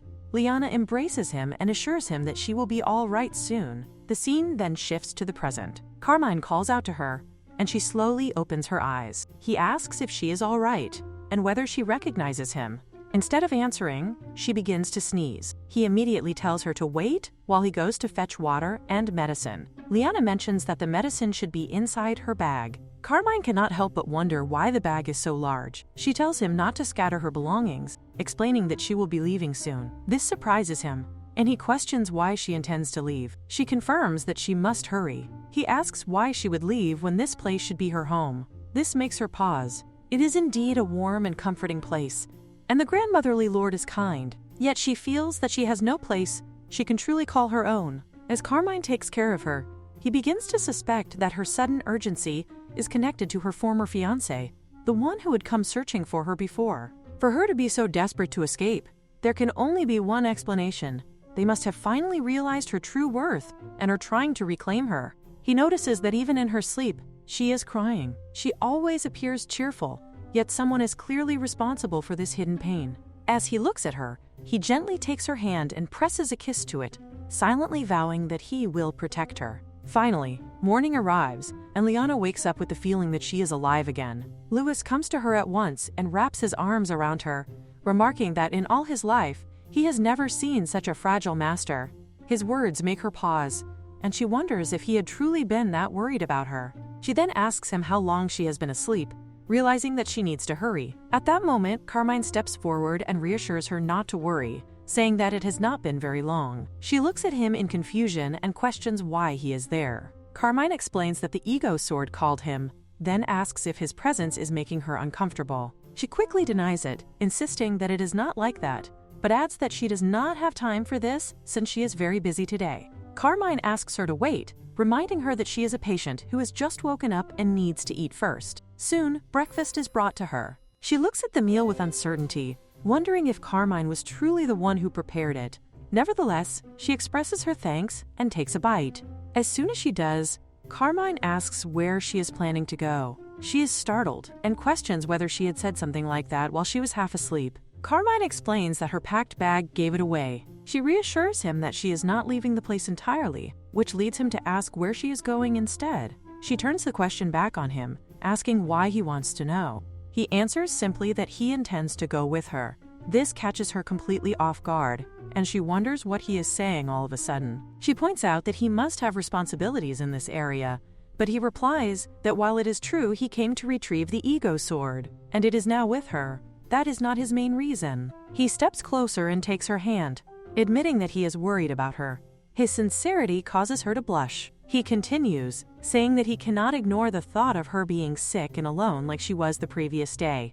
or crying out of loneliness. He believes she needs someone to wake her from nightmares, and for that reason, he wants to stay by her side. She had not expected him to care so deeply, and his words move her greatly. However, she knows she cannot keep relying on a friend in this way. She thanks him, but tells him that she must refuse. Carmine, however, insists that he is not joking. If she has nowhere to go, she can come to his home instead. This makes her question whether he is proposing again, and she asks him to stop joking. At the mention of a proposal, he becomes serious and says that he wants to say it properly. Then, to her complete shock, he lowers himself onto one knee and asks her to marry him. She is utterly bewildered, unable to comprehend how packing her belongings to leave has suddenly turned into a marriage proposal. Louis quietly tells her that Carmine is completely serious. He recalls how, the moment he heard that she was unwell the previous night, Carmine had rushed over without hesitation. Lyanna knows that even if Carmine's feelings are genuine, being with her could place him in danger. She has not even explained her situation or her true identity, so she believes she should refuse him. Yet when she looks at his face, she hesitates. In her mind, she acknowledges that he is handsome, dependable, and always there for her, even in her weakest moments. He respects her and embodies everything she had once imagined in her ideal partner.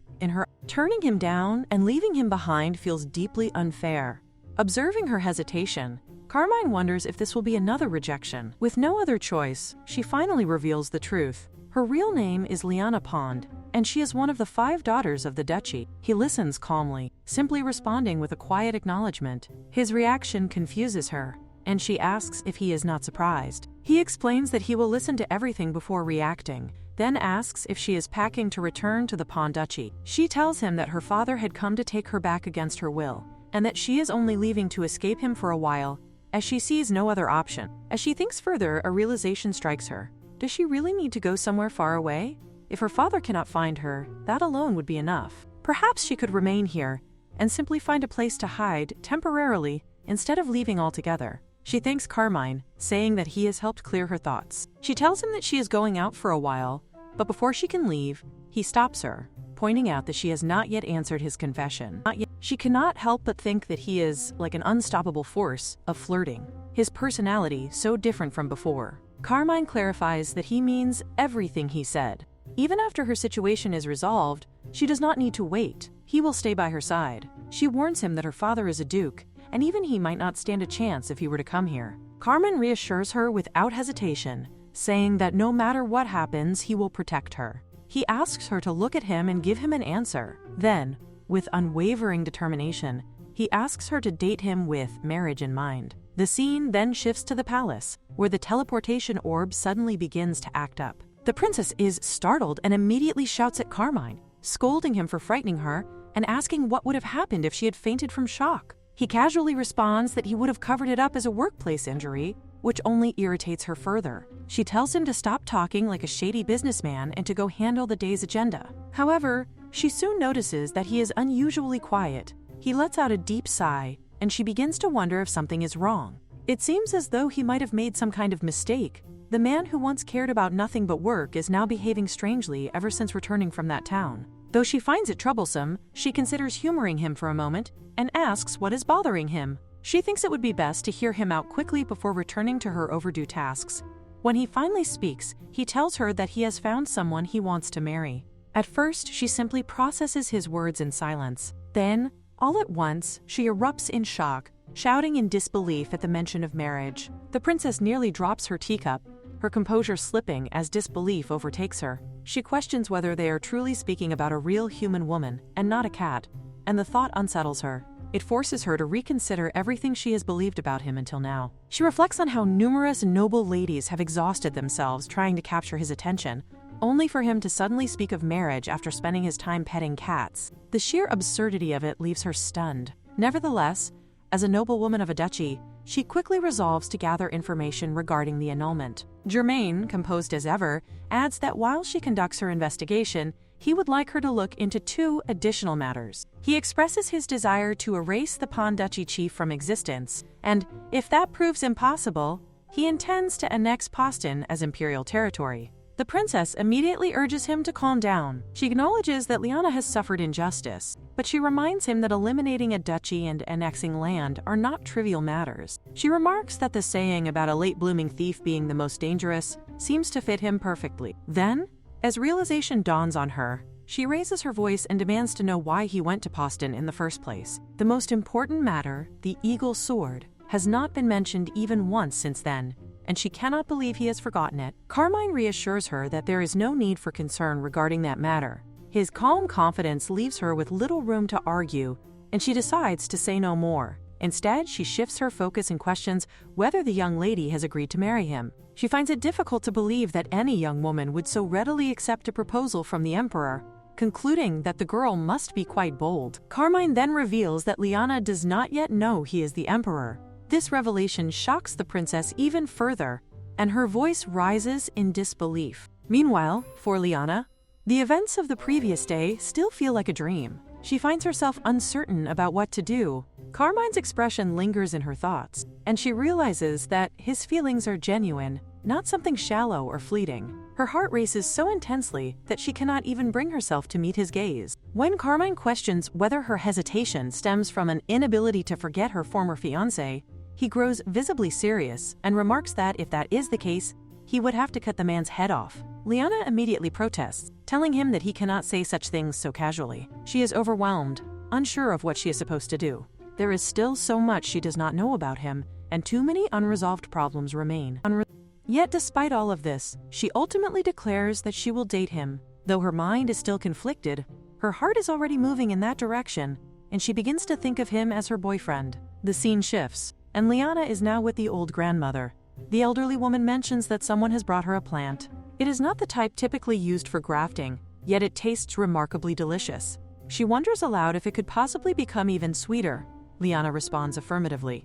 The grandmother cautions that eating too much of it might cause a stomachache, and in response, Lyanna accidentally addresses her as brother-in-law, causing an awkward moment. Realizing her mistake, Lyanna immediately apologizes, flustered. The grandmother gently reassures her that there is no need to apologize. However, she expresses concern, noting that Lyanna, who usually shines brightest when speaking about farming, now seems unusually downcast. Lyanna reflects inwardly, recognizing that her troubles stem from her grandson, yet she finds it difficult to explain such matters or even decide where to begin. Instead, she changes the subject and mentions that her father recently came by. She explains that the crown prince is searching for her again. The grandmother questions his motives, and Lyanna admits that she is unsure. She speculates that he may want to win back sympathy from the nobles, or perhaps force her into cleaning up after the crown princess as his consort. The grandmother grows indignant at the thought, declaring that she should block him using her authority and questioning how he dares to enter the territory without permission. However, Lyanna quickly asks her not to do that, insisting that she does not want to cause trouble. When asked what she plans to do instead, Lyanna reveals that she has been considering leaving the place for a while. The grandmother responds with quiet pride, stating that while it may not be self-praise, there is no place more welcoming to outsiders than this one. She reminds Lyanna of the sweet potato field she first cultivated, which may have already been seized by the Lord, and points out that Lyanna is not particularly street smart. The dangers of wandering elsewhere weigh heavily in her word. Overwhelmed, Lyanna blurts out that her boyfriend has told her to stay here. The grandmother immediately asks who this boyfriend is, and Lyanna shyly confirms the relationship. The grandmother presses further, wondering if it is someone she knows. At that very moment, Carmine enters and calmly confirms that it is indeed him. The grandmother looks between the two of them, her surprise quickly turning into excitement. She enthusiastically declares that they should be married immediately, suggesting next week and even expressing her wish for 3 children, insisting there is no time to waste. Carmine, slightly taken aback, points out that they have only been dating for a single day. The grandmother laughs at herself, admitting she may have gotten too excited, and then asks when their relationship even began. Lyanna notices how uncharacteristically shy Carmine appears and finds it difficult to reconcile this with the man who had been so boldly flirtatious the day before. She explains that they grew closer while sharing meals and that things simply developed naturally. The sight of them holding hands fills the grandmother with joy, and she asks what they plan to do next. Lyanna admits that they have not decided anything yet and jokingly suggests hiding in an ice cave. The grandmother quickly dismisses such an idea and proposes that Lyanna stay in the Lord's castle instead. She reasons that no matter how bold Lyanna's father may be, he would not dare enter the Lord's castle without permission, nor would he think to search for her there. Lyanna considers the offer, feeling that it would indeed be a safe and comforting option, but she hesitates, worried about causing inconvenience. The grandmother reassures her warmly, saying that she would be delighted to have her stay, as the castle often feels lonely. Hearing this, Lyanna feels a surge of happiness. She reflects on how fortunate she is to have ended up in this place after being abandoned, where she met someone as kind as the lady grandmother. The grandmother, in turn, insists that her kindness exists because of Lyanna, and urges her not to overthink it. With that, she leaves to instruct the butler to prepare a room for Lyanna. As the arrangements are being made, Carmine adds that the room should be close to his own, insisting that if anything happens, he must be the first to reach her. His words cause Lyanna to blush deeply, and she exclaims that he should express himself more plainly, as his current way of speaking is far too overwhelming. Unable to contain her embarrassment, she quickly excuses herself and leaves the room. Once the door closes, the grandmother turns to Carmine and admits that she truly does not understand his thoughts. Carmine asks whether she disapproves of the relationship or if her concerns stem from Lyanna's status. The grandmother reacts strongly, insisting that he should not mistake her for someone who would oppose such a union over something so trivial. Instead, she points out that Lyanna does not know he is the emperor, and questions when he intends to reveal the truth. She warns that if Lyanna discovers it later, she may feel deeply betrayed. Carmine responds honestly, explaining that he never intended to keep it a secret.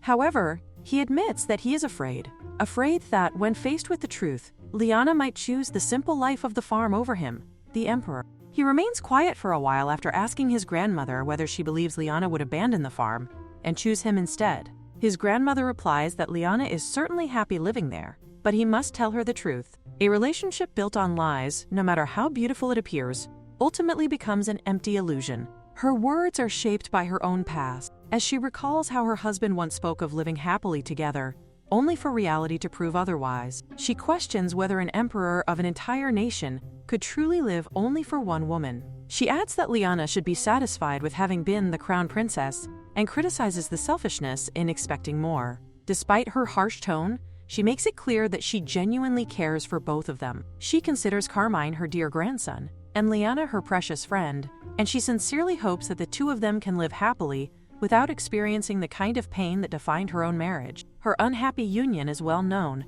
even within the royal family. Though she is acknowledged as a master of swordsmanship, she wonders aloud whether she might have been happier had she never come to the Empire at all. Carmine understands her point. He knows he cannot force Lyanna to give up what she wants for his sake, because such a choice would never bring true happiness to either of them. Instead, he resolves that protecting Lyanna and her farm, while finding a way for them to be happy together, is what truly matters. Standing outside, lost in thought, he reflects on how what began as a half-joking idea now feels like the only viable path forward.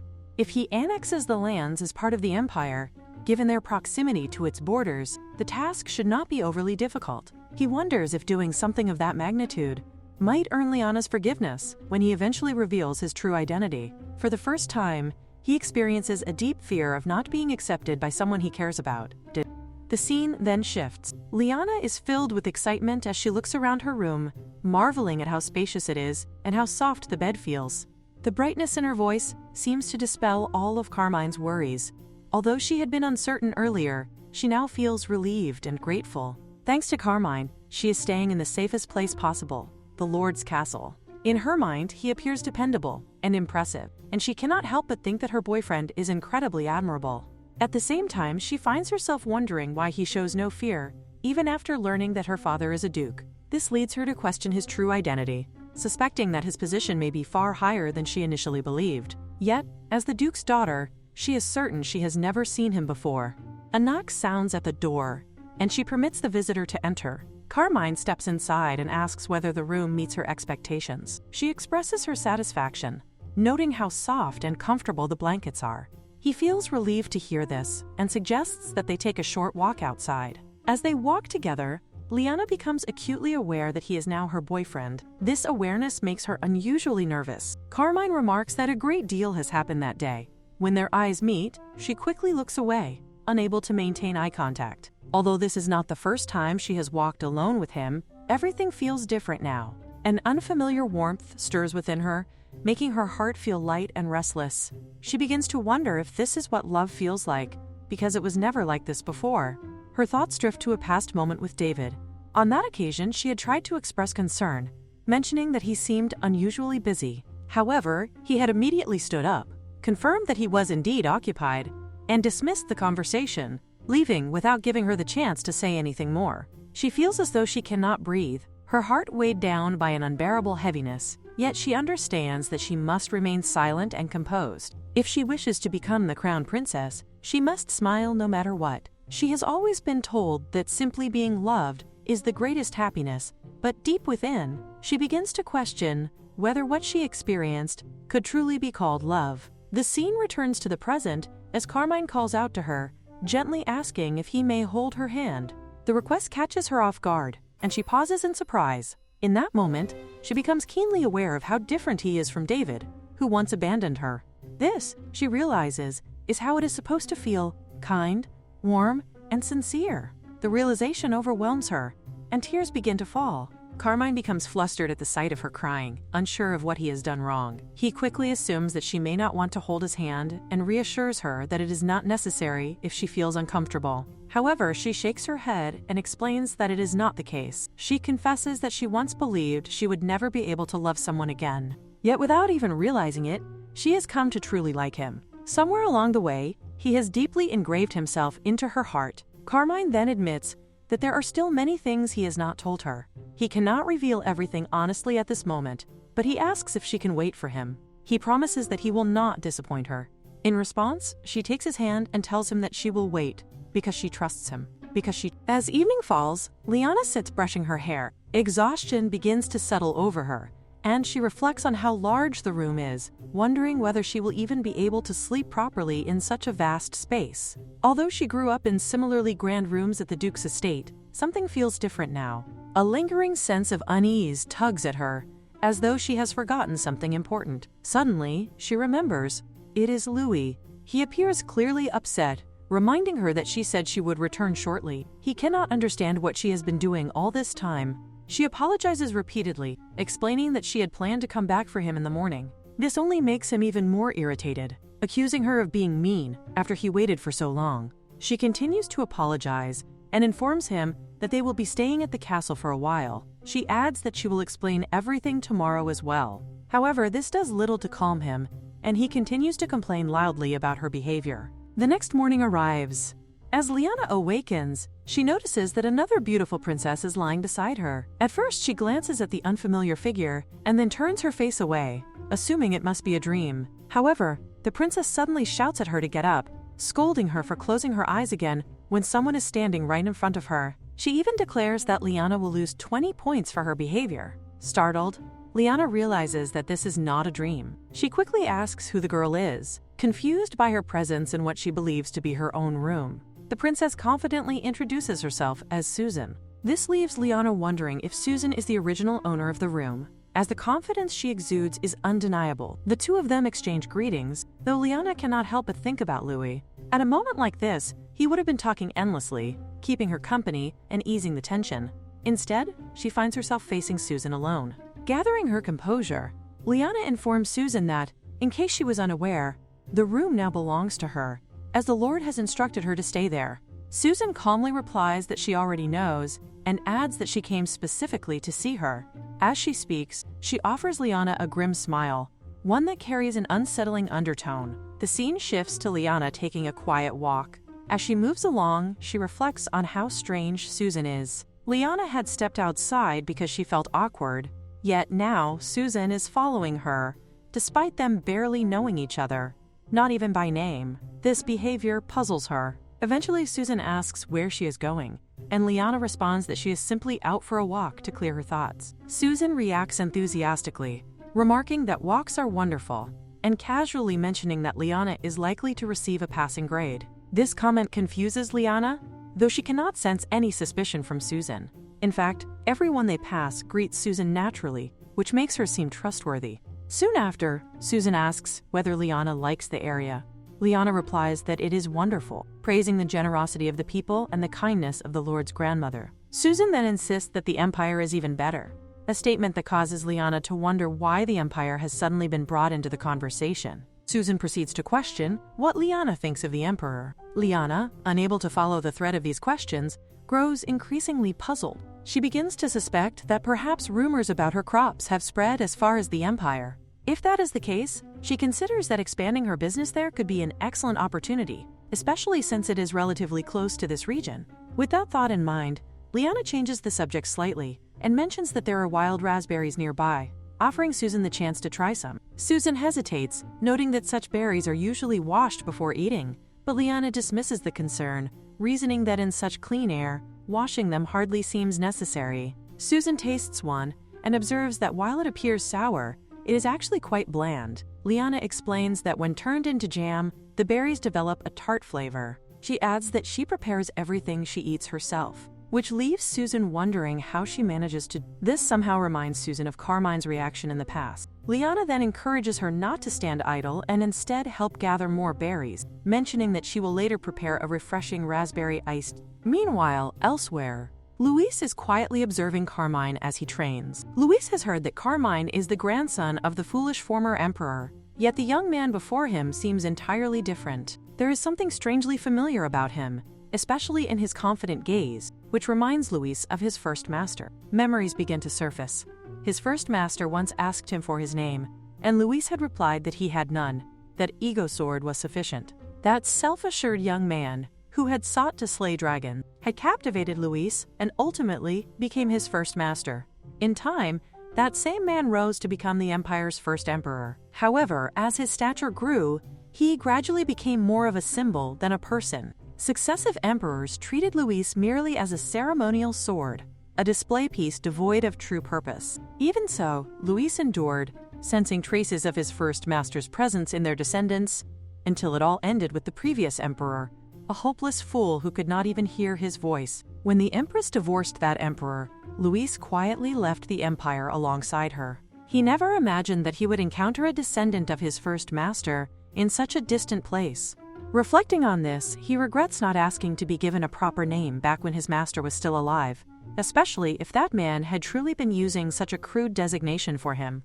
At that moment, Carmine suddenly calls out, telling Luis to stop sneaking glances and to come out if he has something to say. Luis becomes flustered, insisting that he was not sneaking glances at all, but merely ensuring that Carmine was training correctly. Carmine, unable to hear him, assumes that Luis is once again talking about Lyanna. Carmine then declares that he is serious about Lyanna. While he initially approached her because of the ego sword, things have changed. Now he genuinely respects Luis's decision to choose her as his master. Hearing this, Luis cannot help but feel puzzled, wondering why Carmine is such a genuinely kind and considerate person. While Carmine wonders whether Luis has come because he wants him to wield him, he finally steps forward and grabs the sword. Luis, caught off guard, thinks that perhaps he should allow this, if only briefly, to determine whether Carmine is truly worthy of becoming his master.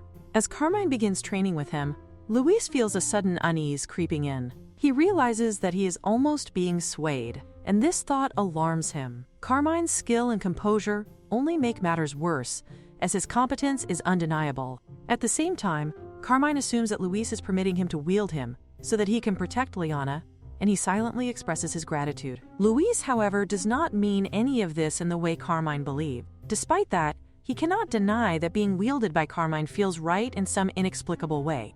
These conflicting emotions leave him troubled, unsure of what he should do. At that very moment, Lyanna notices Carmine in the distance. Her gaze then shifts, and she realizes that Luis is there as well. Suddenly, Luis rushes toward her in distress, declaring himself to be a bad sword. His abrupt movement startles Lyanna, causing her to drop the raspberries she had been holding. Before they can fall to the ground, Susan swiftly catches them, calmly stating that the raspberries are safe. Lyanna, impressed, remarks on her excellent reflexes. Carmine soon arrives at the scene and questions Susan about what she is doing there. In response, Susan addresses him as her brother, revealing that she is the second princess of the Empire. This revelation leaves Lyanna stunned, and she begins to wonder if this means Susan is actually Carmine's younger sister. Later, in the kitchen, Lyanna reflects on the situation. She thinks that Susan could have simply stated that she came to see who her future sister-in-law would be, rather than barging into her room and behaving so strangely. The realization that Susan is her future sister-in-law makes Lyanna anxious, and she worries that she may have made a poor impression. Meanwhile, Susan notices that the ego sword remains close to Lyanna's side. Susan then asks Lyanna what she plans to do next now that everything has been clarified. Lyanna responds by deciding to demonstrate how to make raspberry iced tea. She explains the process step by step. First, sugar and lemon juice are added to black tea. Once the sugar dissolves, the raspberries are strained and poured through a sieve into the tea. The mixture is then chilled before being poured into a glass. When the preparation is complete, the refreshing raspberry iced tea is finally ready. As Lyanna presents the drink, she notices that Carmine has also entered the room. She finds it puzzling that even with his sister present, he is sitting there soaked, seemingly trying to draw attention to himself. She quietly warns him that he will catch a cold, while Carmine explains that he rushed over because he thought he might be kept waiting. Observing this exchange, Susan begins to wonder if she should speak to him more informally. At that moment, the grandmother enters from the back and asks whether they have already finished. Lyanna replies that, with Susan's help, everything was completed quickly. When it is suggested that the two of them made the tea together, Carmine laughs and the grandmother joins in, clearly amused by the unexpected teamwork. Susan, however, senses something unusual. The atmosphere between her brother and their grandmother feels different from what she is accustomed to. More importantly, despite Carmine being the emperor, everyone is speaking to him in a casual manner. This leads her to suspect that Lyanna may not actually know his true identity. Judging by their behavior, this assumption seems correct. She prepares to reveal the truth, but before she can speak, Carmine abruptly intervenes. He remarks that it has been a while and asks if she would like to talk with her brother. Susan reacts with disbelief, exclaiming that what he is saying is absurd. Nevertheless, Carmine ushers her outside, insisting that they step out and talk for the time being. After they leave, Lyanna turns to the grandmother and admits that she had no idea Carmine had a younger sister.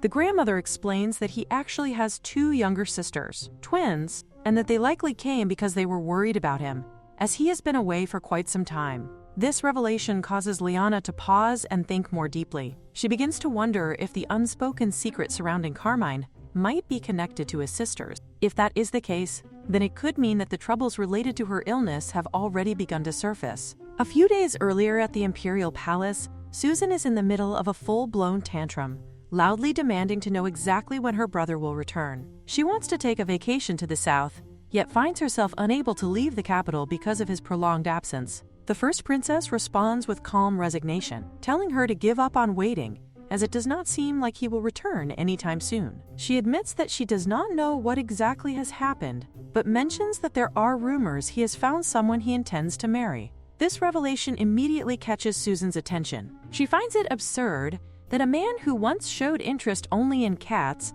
is now suddenly planning to marry, and she questions whether such a person even truly exists. The first princess confirms that, surprisingly, it is indeed true. This leads Susan to another concern. She wonders about the ego sword, and whether he is too preoccupied with his personal affairs to bring it back. The first prince speculates that perhaps the situation is not one of romance but rather unrequited love, and considers the possibility that her brother may feel unable to return because of how things have unfolded.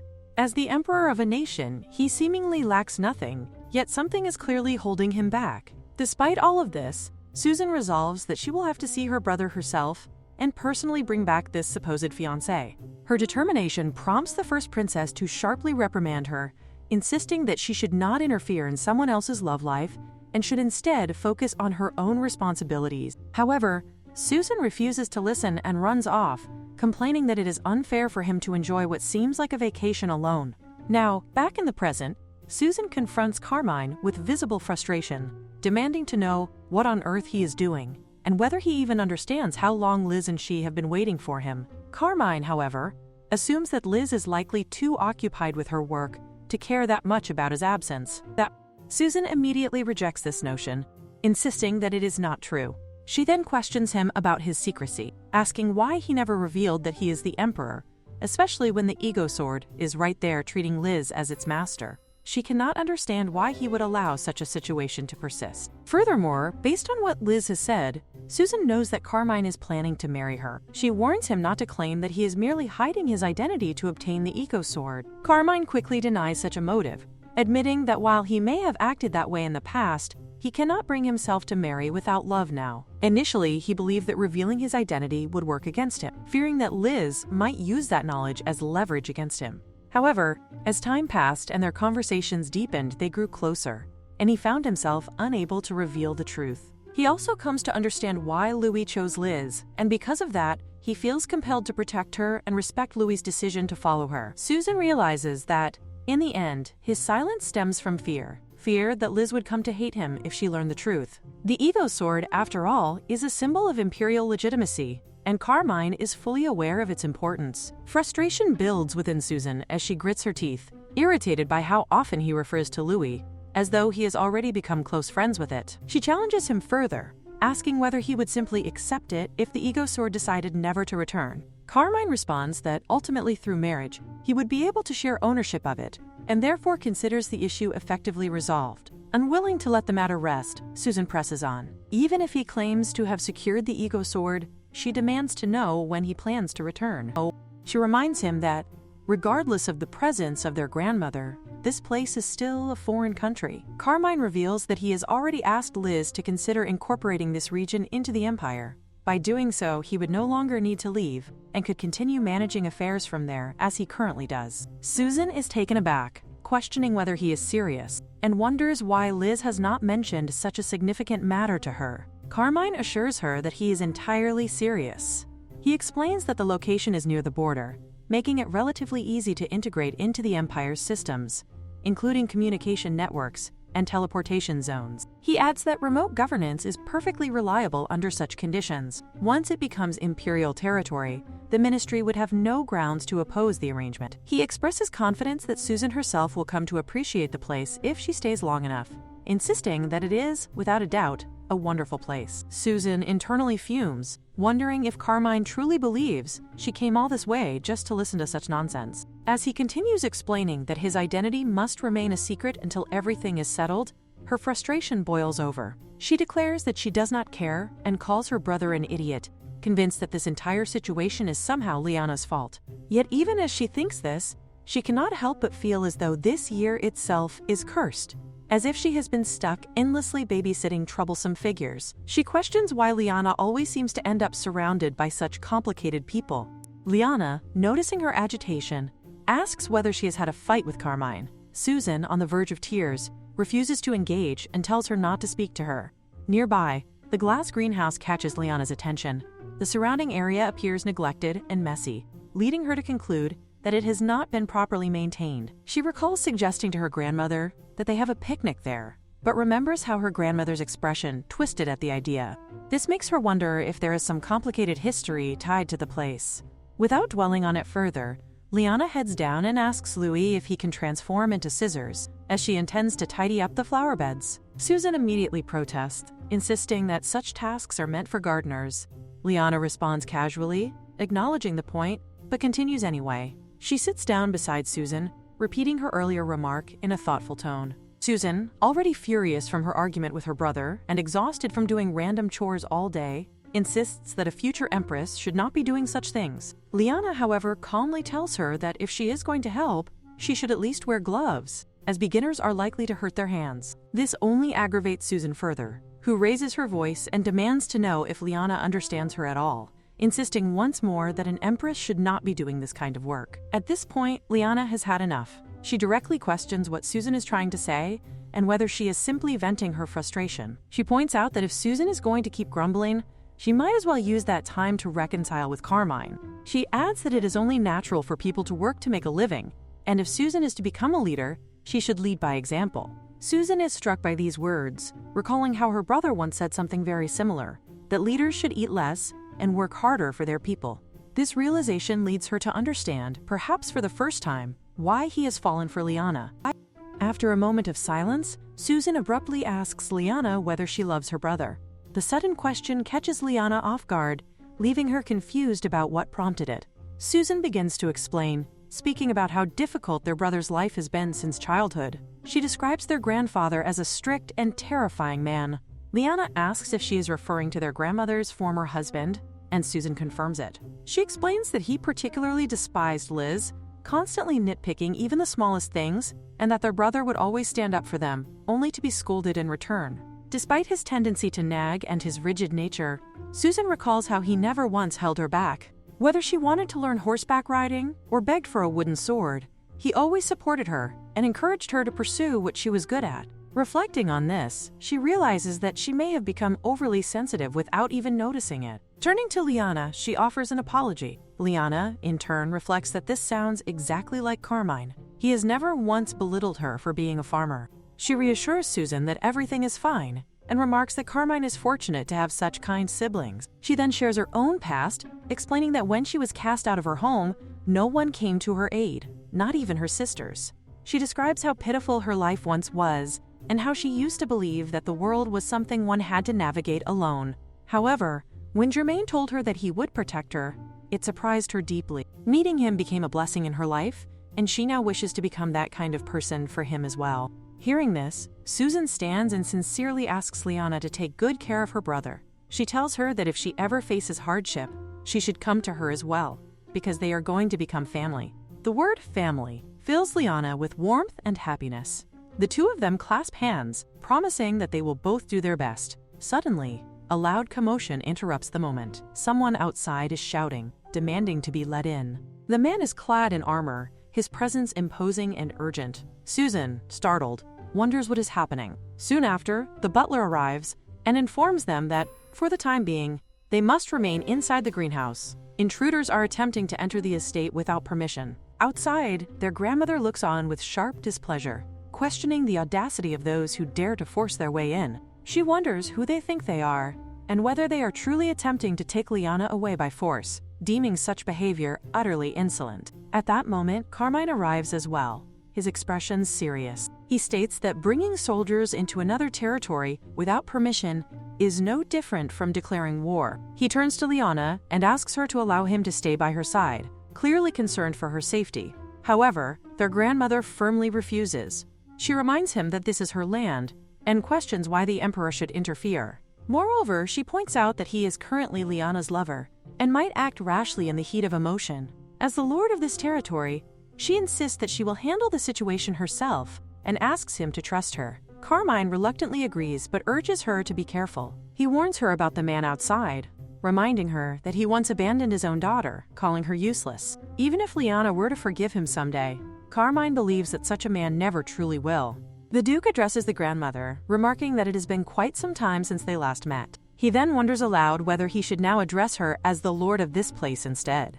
Despite the fact that she was once the emperor's wife, she is now merely a ruler of a remote domain. The grandmother immediately perceives the mocking tone behind his words, recognizing it as typical arrogance from nobility. In response, she calmly reminds him that he is, after all, one of the strongest pillars of the central power, whereas she is nothing more than an old woman living in seclusion. She invites him to speak freely without restraint. The Duke dismisses the tension by claiming that he is merely joking and insists that he would never dare to show her such disrespect. The grandmother, unconvinced but composed, shifts the topic and questions what could have brought him all the way to such a countryside. He explains that he has come to express gratitude for her care of his daughter over the years. However, she corrects him, stating that it was never a matter of her taking care of the girl. Lyanna has always been intelligent and diligent, earning the affection of everyone in the estate. With the pawn castle no longer in use, there had been no particular reason for the Duke to concern himself with this place until now.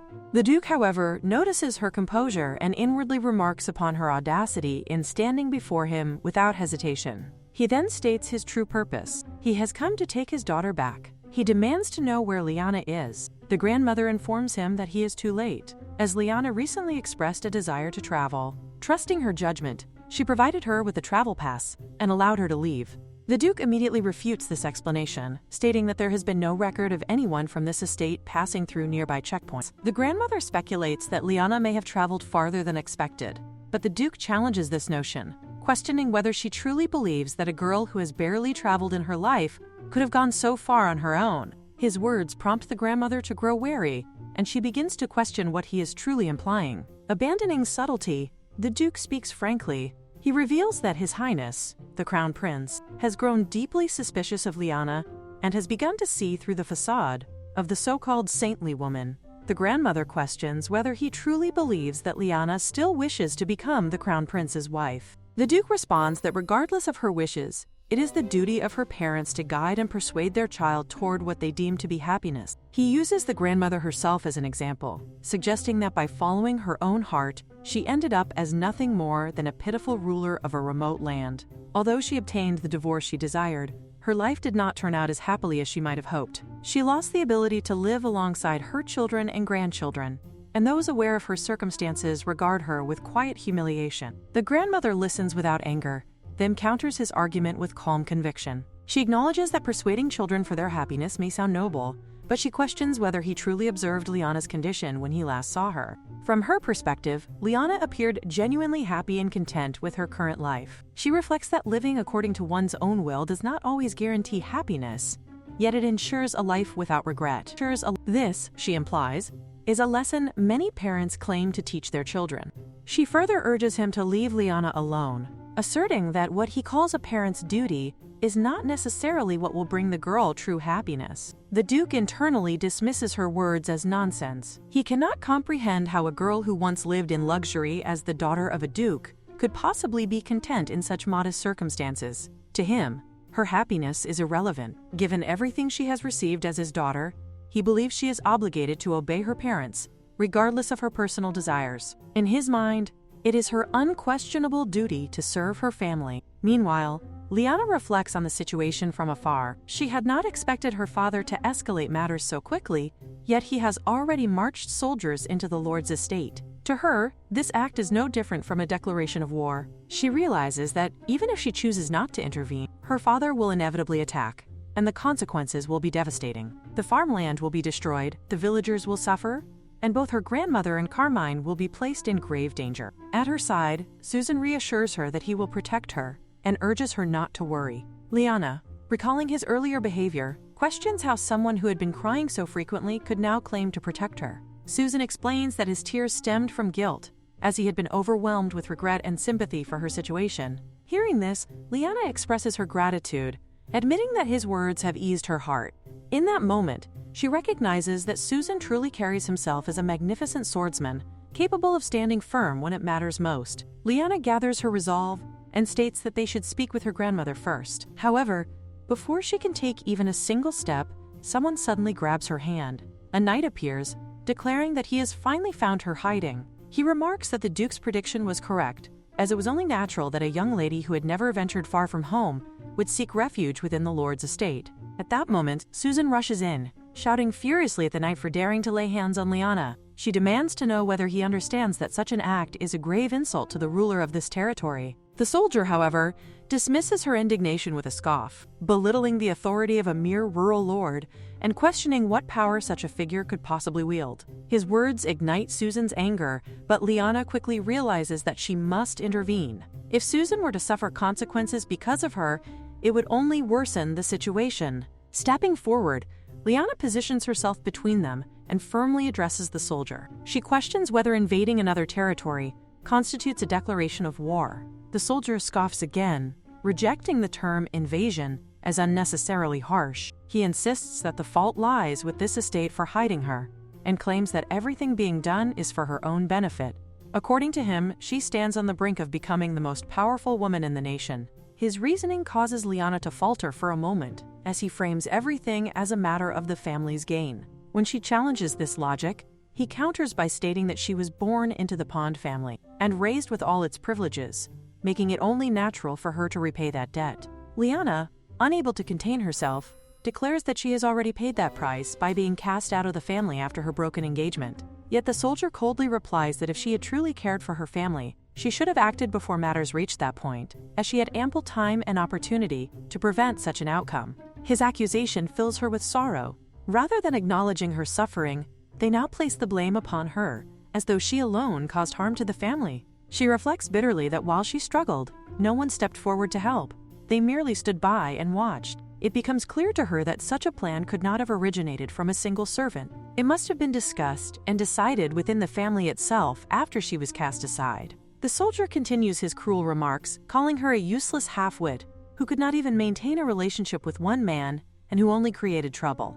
Before he can continue, Louis steps forward and sharply orders him to be silent. His voice carries an authority that immediately shifts the atmosphere. He declares that his master is no half-wit, and that throughout his long existence spanning decades, even centuries, he has never encountered a master as remarkable as Lyanna. Turning to her, Louis questions whether she intends to remain silent and endure such baseless insults. He urges her to take up arms, offering himself to her so they may fight together. His words awaken something within her. She realizes that he is right, she has done nothing wrong, and remaining silent while being degraded does not suit her. With renewed determination, she reaches out and grasps the sword. The soldier watches in disbelief, wondering whether she has ever trained in swordsmanship. As far as he knows, this is her first time holding a blade, making the situation seem impossible. Lyanna herself questions whether she possesses some hidden talent, but Louis reassures her that with him by her side, anyone can become the greatest swordsman in the world. She understands then that her strength in this moment comes from him. With a bright and confident expression, she declares that Lady Lyanna and the swordsman Louis stand ready to face anyone who dares trouble his master. Acting without hesitation, she lunges forward and strikes. Her blow is swift and decisive, slicing through the soldier's weapon and cleaving it cleanly in two. The sight leaves him utterly dumbfounded, and in his panic he abandons the confrontation and flees. Louis praises her, calling her amazing, but Lyanna responds by leaning in and kissing him, insisting that he is the truly remarkable one. She marvels at the power he had concealed, and thanks him sincerely for defending her earlier, for rejecting the insult that she was a half-wit. She admits that she has done little for him as his master, and has even scolded him at times. Louis, however, gently corrects her, saying that she has never truly scolded him, and that even now she offers him praise. While others sought masters who validated their own strength, he prefers one who acknowledges him. Still, he adds with mild reluctance that he would rather not be treated like a mere tool, such as scissors used for trimming cucumber stems. Nearby, Susan watches the entire exchange in astonishment, initially thinking that Lyanna had somehow broken her sword. As Lyanna attempts to explain, Susan abruptly interrupts, her eyes shining with excitement. She exclaims that Lyanna is incredible and unbelievably cool, enthusiastically referring to her as, quote, sister-in-law. She eagerly asks if Lyanna can demonstrate her swordsmanship again, expressing a strong desire to witness her unmatched skills once more. Lyanna is left momentarily bewildered, wondering how she had suddenly been promoted to the role of sister-in-law in Susan's mind. She tries to tell her that this is not her skill at all, but Louis's power, yet Susan persists in claiming that yes, the great ego swordmaster is none other than her sister-in-law. She repeatedly pleads, insisting that her sister-in-law teach her swordsmanship. Lyanna, observing her persistence, asks Susan if she truly understands what she has just said. At that moment, Carmine arrives with their grandmother. He mentions that he had heard earlier that soldiers had entered the castle, and he questions whether they had been able to avoid them safely. The soldiers did not come this far, did they? Susan assures him that they are safe, noting that the men who had come all the way there were defeated by her sister-in-law. Lyanna reacts with exasperation, insisting that it was all Louis, and that she had merely been holding him. Louis is incredibly intelligent, excelling in combat. Her sword is powerful and adept in fighting. Carmine, astonished, questions whether the ego sword can truly fight on its own and even control a mastered body. Lyanna confirms this, explaining that it can indeed do so, and that all of the past master's exceptional combat skills were actually enhanced by Louis. Carmine reflects that the past emperor's martial prowess had been entirely the ego sword's power. Lyanna, noticing his expression, questions whether he had misunderstood, and he quickly responds that it is nothing, while internally he wonders why their grandmother has been silently standing there all this time. Lyanna approaches and calls out to her grandmother, asking what she is looking at. The grandmother, visibly enraged, points out that the agave leaf is broken, noting that one of the soldiers must have damaged it. Susan inquires whether this is an important plant and learns that they have many of them in the garden. Lyanna recounts that she first noticed a gap in the greenhouse and, intrigued, discovered that the syrup derived from the plant is sweet and delicious. She also heard that it has many uses. The grandmother then reveals that this plant is the only thing she brought with her when she was divorced. Earlier, it is shown that the Duke had spoken to her, threatening that next time matters would not be resolved with mere words. However, the grandmother asserts that she will never forgive this injustice. If a fight is what he desires, she will give him all that he wants and orders that armor and a sword be brought to her, preparing for war immediately. The narrative shifts to another setting, where a man explains to the grandmother the significance of the plant. He identifies it as agave, a precious herb used to produce alcohol and medicine, and notes that their nation desperately needs it.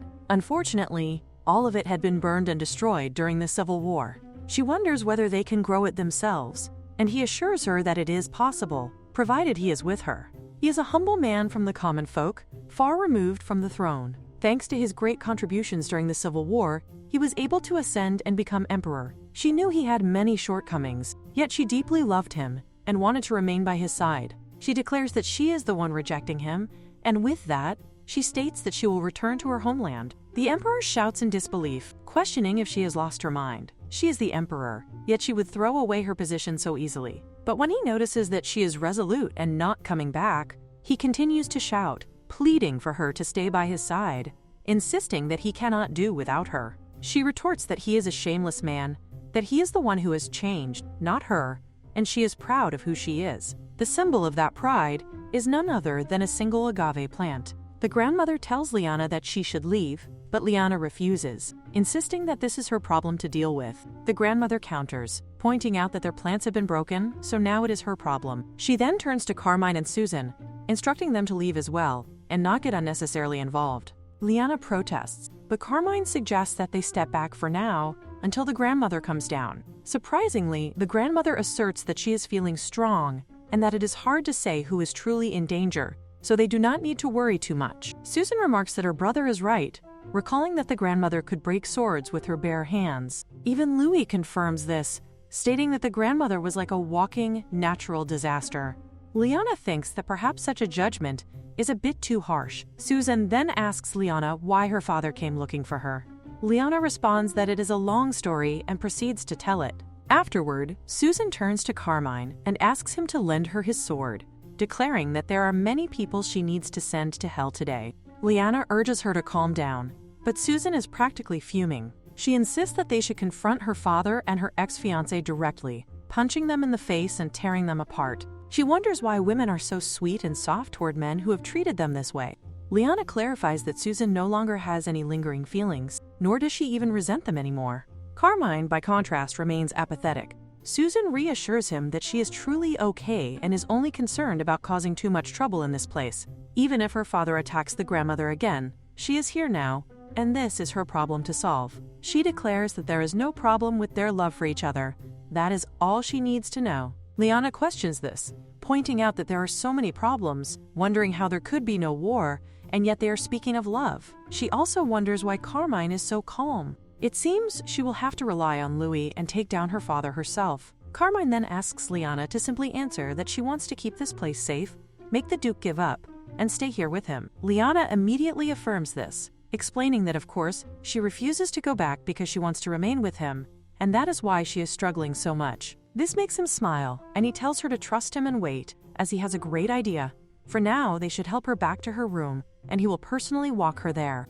As they make their way, Lyanna asks Carmine if his plan involves not fighting them directly, concerned about the possibility of the Crown Prince getting involved. Carmine assures her not to worry, stating that he can easily handle such matters if necessary. He thanks her for saying that she does not want to go back, adding that even if she had declared that she was returning, he would have still stayed by her side. With that, he reiterates that they should head back to her room, and he will lead the way. Lyanna whispers to Louis, expressing that something feels ominous and wonders if it is just her imagination. Louis responds that this is precisely why he cannot fully trust those people at all. The scene then shifts to Siana, who notices that the Crown Prince has passed out drunk once again. She admonishes him, telling him that it is bad for his health, but he always drinks excessively and, when confronted, either becomes angry or picks a fight. She muses that she wishes he were as quiet and well-behaved as when he is asleep. Suddenly, she notices something among the papers and picks it up, discovering that it is a portrait. Siana studies the portrait with growing unease, a faint sense of familiarity stirring in her mind. The face lingers in her thoughts until realization strikes her all at once. She recognizes the woman. It is the Duke's daughter, the very same Villainess from the original story. The memory settles heavily within her. Because she had known the original plot, she had taken careful steps to secure her engagement and end it early, ensuring that the woman never had the opportunity to commit any wrongdoing. She had believed that by doing so, she had prevented future complications. That was precisely why she had intervened, to stop any possibility of trouble before it could even begin. Yet now, a troubling question forms in her mind. Why does David possess a portrait of this woman? The thought unsettles her deeply. She cannot help but wonder if he still harbors lingering feelings for her. That possibility feels absurd, almost impossible to accept. Juliana does not even reappear in the original story, so there should be no reason for her to remain in his thoughts. The narrative had been clear, or so Siana had believed. Then another possibility emerges, far more unsettling than the first. What if the original story had simply left that part unwritten? What if, after everything, David had continued to long for Lyanna in silence, his feelings never revealed within the story itself? Siana finds the idea difficult to accept. It does not align with what she knows, nor does it make sense within the framework of the original plot. Before she can dwell further on the matter, her attention shifts abruptly. She notices that David is beginning to stir, waking at that very moment. At the same time, her eyes fall upon a document nearby. As she reads, her expression changes instantly, her eyes widening in shock. The paper contains an official announcement stating that the prophecy has been misinterpreted. It declares that the saint who descends from the heavens will bring prosperity and abundance to his or her nation. In the original story, the crown prince and the saint had fallen in love naturally, their union leading to a happy ending. However, the true foundation of their marriage had been the prophecy itself. Now, with the revelation that the prophecy was misunderstood, everything changes. The implication is undeniable. Their relationship is destined to fall apart. The very bond that secured their future together is now unraveling. As she continues reading, another detail captures her attention. One of the Duke's letters reveals that Lyanna is staying in a small directory, and that he intends to bring her back no matter what. This revelation sends a chill through Siana. She cannot help but question whether the two of them had been planning this from the very beginning. The thought leaves her deeply unsettled. She struggles to comprehend how the original story could have changed so drastically. Despite her knowledge of the narrative and her efforts to alter events early on, everything is shifting in unexpected ways. A troubling conclusion forms in her mind. Even though she had acted with foresight, Lyanna is still the villainess. Perhaps she is far more cunning and devious than Siana had anticipated. So much so that she has managed to alter the course of the original story itself. Realizing the urgency of the situation, Siana decides that she must act. She resolves to meet that cunning woman before David does, determined to confront the source of these changes herself. The scene shifts to Carmine, who reflects quietly on recent events. He believes that he has managed to calm Lyanna for the time being, but he knows that his efforts cannot end there. He considers his grandmother next, understanding that he must stop her soon.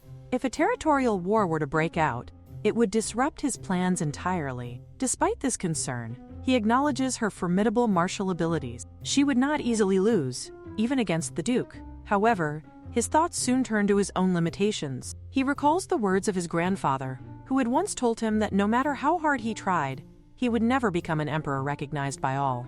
The memory does not surprise him anymore. His grandfather had never valued him for anything beyond his martial strength. Carmine reflects on how he had devoted himself to honing those skills, believing that they were his only path to recognition. Yet even that belief is shaken. He realizes that much of his strength came from the ego sword, not from himself alone. The realization leaves a bitter taste in his mind. He had worked tirelessly, seeking his grandfather's approval, only to understand in the end that the old man had been narrow-minded and petty. Even so, Carmine acknowledges one thing with a sense of reluctant gratitude. Because of his grandfather's actions, the ego sword had chosen Lyanna. That chain of events had ultimately led him to her, and it was for that reason that he now stands determined to protect both the sword and its chosen bearer. The memory of their first meeting lingers as he approaches a door and knocks.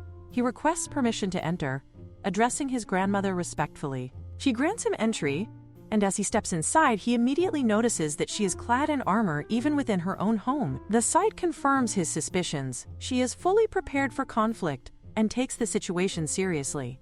Carmine observes her carefully, concern evident in his demeanor. He wonders whether she is truly well, considering the intensity of her temper. In response, she carries herself with unwavering confidence, showing no sign of weakness or doubt. He reflects quietly that his concern stems from the possibility that her anger might aggravate her condition, particularly her blood pressure. However, her presence makes it clear that she is not someone easily restrained. Carmine understands the purpose of his visit and the delicate nature of the situation. He considers the Duke's position as Lyanna's father. Even though their ties may have been severed, the connection of family still remains. He doubts that his grandmother would truly wish to see him injured or killed, no matter how tense the circumstances may become. However, his expectations are quickly met with resistance. His grandmother reminds him that it was the Duke who destroyed her plant, fully aware of what that plant meant to her. To her, the act is not a trivial offense, but something deeply personal, as if he had trampled upon her heart itself. Her anger is neither shallow nor fleeting. It is rooted in something far more profound. She questions him sharply, wondering whether he truly believes she is so foolish as to cling to the emotions of the past, unable to move forward. There is a hint of challenge in her demeanor, as though she is testing his understanding of her.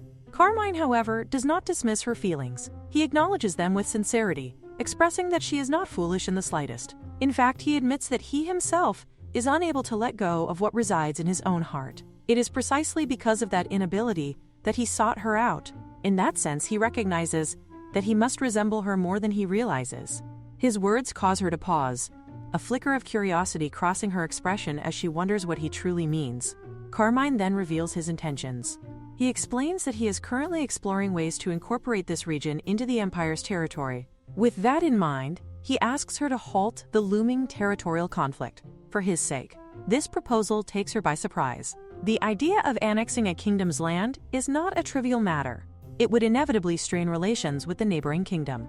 Moreover, the region in question holds little geographical significance. It is neither strategically vital nor particularly advantageous. She cannot understand why he would pursue such a course of action. Carmine, however, anticipates her concerns. He acknowledges that he understands her reasoning but reminds her that the land falls under her ownership. As such, the decision ultimately lies with her. The autonomy of lords, after all, is an unspoken rule respected across nations. She concedes that his point is valid, yet she remains skeptical. Annexing territory in such a manner appears impulsive and rash. Before she can continue, Carmine interrupts gently but firmly, clarifying that his request is neither careless nor made on a whim. He explains that after thorough discussions with Les, they concluded that transferring ownership would be the most viable solution. Even so, he recognizes the complications such a decision might bring. If it were publicly declared that she was handing over the land to her grandson, it would invite criticism and suspicion. Therefore, he proposes an alternative. Instead of transferring the land to himself, she could designate it for his future child with Lyanna. This suggestion gives his grandmother pause. The idea of her grandson marrying Lyanna, a citizen of the kingdom, and granting the land to their future child does not trouble her. In fact, she finds no immediate objection to it. However, she cannot ignore the obvious. He is not even married yet. Carmine explains that this is precisely why the plan works. Since the marriage has not yet taken place, the transfer would naturally require time. During this period, she would continue governing the region as its lord, albeit under Imperial authority. Meanwhile, Les is already in the process of sending a marriage notice to the royal court. If a lord formally requests annexation under such circumstances, the kingdom would have little grounds to oppose it. As she listens, his grandmother cannot help but notice how much his initiative resembles her own younger self. There is a familiar determination in his approach, a calculated boldness that she recognizes all too well. She acknowledges that she understands his plan, yet she raises another concern. Should they not first persuade Lyanna to move to the Empire? Carmine responds with calm certainty, stating that the decision will rest entirely with Lyanna. If she wishes to remain in this land, she will do so. If she chooses to leave, then she may depart of her own will. This answer leaves his grandmother momentarily speechless. The notion that the empress of a nation could reside in such a rural area rather than the imperial capital seems unorthodox, even unthinkable. Yet Carmine explains that since their last conversation, he has been reflecting deeply on how to ensure happiness for everyone involved, without forcing anyone to make sacrifices. His grandmother considers his words carefully. She reflects on the rigid expectations of her own time and realizes that such rules should not be imposed upon Lyanna. If Lyanna were forced to conform to the role of an empress against her true nature, she might lose herself entirely, and in doing so, even love could eventually fade. With a quiet sigh, she begins to understand. Lyanna's love for farming is genuine, and it is likely that she will care for the plants with dedication. Although they may currently lack the means to cultivate them widely, there is potential for those plants to flourish across the empire in time, especially if Lyanna and Carmine stand together. A subtle realization settles within her. Perhaps holding on to the emotions of the past was not entirely meaningless after all. Whether or not those feelings held significance, they had led to the birth of the next generation children, who now lead the Empire with strength and resolve. Recognizing Carmine's determination, she ultimately relents. She agrees to refrain from initiating war, though she makes it clear that her patience has limits. Should the Duke provoke her again, she cannot guarantee that she will remain passive. Carmine feels a sense of relief and gratitude, silently thanking her for her decision. As she observes him, she notices a quiet happiness in his demeanor, one that confirms how much this outcome means to him. The scene then shifts to the Duke, who is deep in thought as he questions the nanny. He seeks confirmation about whether Lyanna truly cultivated the crops herself. The nanny affirms that this is indeed what Lyanna had claimed. The revelation leaves the Duke visibly shaken. As her father, he believes he knows her capabilities better than anyone. He had only ever instructed her in the ways of a noble lady and had never taught her anything beyond that. Yet now she is living independently, engaging in farming and sustaining herself. The situation defies his understanding. A tremor runs through him as he struggles to reconcile this reality. The nanny admits that she found it difficult to believe as well, which is why she confronted Lyanna directly. However, the confrontation did not go as expected. Lyanna reacted with anger and ultimately forced her to leave. The Duke's thoughts darken as he begins to suspect external influence. He convinces himself that this change must be the result of that old woman's interference. Though she may not be of low status, he does not consider her a threat. To him, she is merely a forsaken figure hiding away in the countryside. He reflects bitterly on how Lyanna has become increasingly stubborn since leaving home. In his mind, this behavior must be corrected before she enters the royal palace. If she fails to meet expectations, she could displease Crown Prince David, just as Siana once did. Time is not on his side. He realizes that he does not have the luxury of properly training her over a long period. As he contemplates his options, a more ruthless idea begins to take shape. He wonders if there is a quicker method, something that could break her will immediately and force her into compliance. The thought settles firmly in his mind. Since he will soon be heading to the royal palace regardless, he resolves to act. As her father, he convinces himself that it is his responsibility to ensure that she enters without regrets, even if it means taking drastic measures to achieve that end. It is nighttime when a sudden shout cuts through the stillness, jolting everyone awake. The voice belongs to Carmine, urgent and sharp, as he calls out that a disaster has struck and the farm is on fire. Lyanna's heart drops at once, and without hesitation, she rushes outside, fully aware that the burning fields are the very ones she has cultivated with her own hands for years. Questions flood her mind as she runs. How could such a massive fire have broken out so suddenly? How had the chickens or livestock managed to escape the flames? And why had this happened now, of all times? Just as she is about to charge straight into the inferno, someone grabs her and stops her from advancing. Lyanna, overwhelmed and desperate, shouts at the girl to release her, insisting that this is her farm, the place she has devoted years of effort and care to. Before she can struggle free, Carmine steps in front of her, his presence firm and unyielding. He understands the urgency, but knows that rushing in recklessly will only worsen the situation, putting more lives at risk. His calm insistence forces her to confront the danger, and though it pains her, she cannot ignore the possibility of her people getting injured or worse. Forcing herself to regain control, Lyanna redirects her focus. She gives immediate orders, urging everyone to concentrate on extinguishing the fire before it spreads to the nearby village. She instructs them to draw water from the well and gather every bucket they can find. Her voice, though strained, carries authority, and the people quickly respond. Together, they work tirelessly, passing buckets, dousing flames, and battling the relentless blaze. Gradually, their combined effort begins to show results, and at last, the fire is brought under control. When the smoke begins to clear, the damage reveals itself. Thankfully, the vineyard they had been preparing to harvest remains untouched, spared from destruction. However, the watermelon field is utterly ruined. The crops they had patiently waited to ripen now reduced to ash. It is a devastating loss, though by all accounts they are fortunate it was not worse. Even so, Lyanna stands in silence, her expression distant and unreadable. Carmine approaches her quietly from behind and wraps his arms around her in a gentle embrace. He offers silent comfort, understanding that she is struggling under the weight of everything that has just occurred. She leans into him, returning the embrace, yet despite being told that it is all right to cry, no tears come.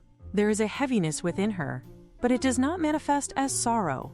At that moment, a shout breaks the fragile calm. Someone reports that they have seen a man in strange clothing pouring oil before the fire began. The revelation shifts everything. Lyanna processes the information quickly, her thoughts sharpening with clarity. There is no way a fire of such scale could have started naturally in this season, especially among living crops that do not ignite easily. The use of oil, combined with the presence of an unknown individual, points unmistakably to deliberate arson. A darker realization begins to take shape in her mind. She wonders if this could be her father's doing. Even Carmine falls silent at the implication, understanding the gravity of what she is considering. In that moment, Lyanna understands why she cannot cry. It is not grief that fills her heart, but anger deep, burning, and unrelenting. She resolves that she can no longer endure this.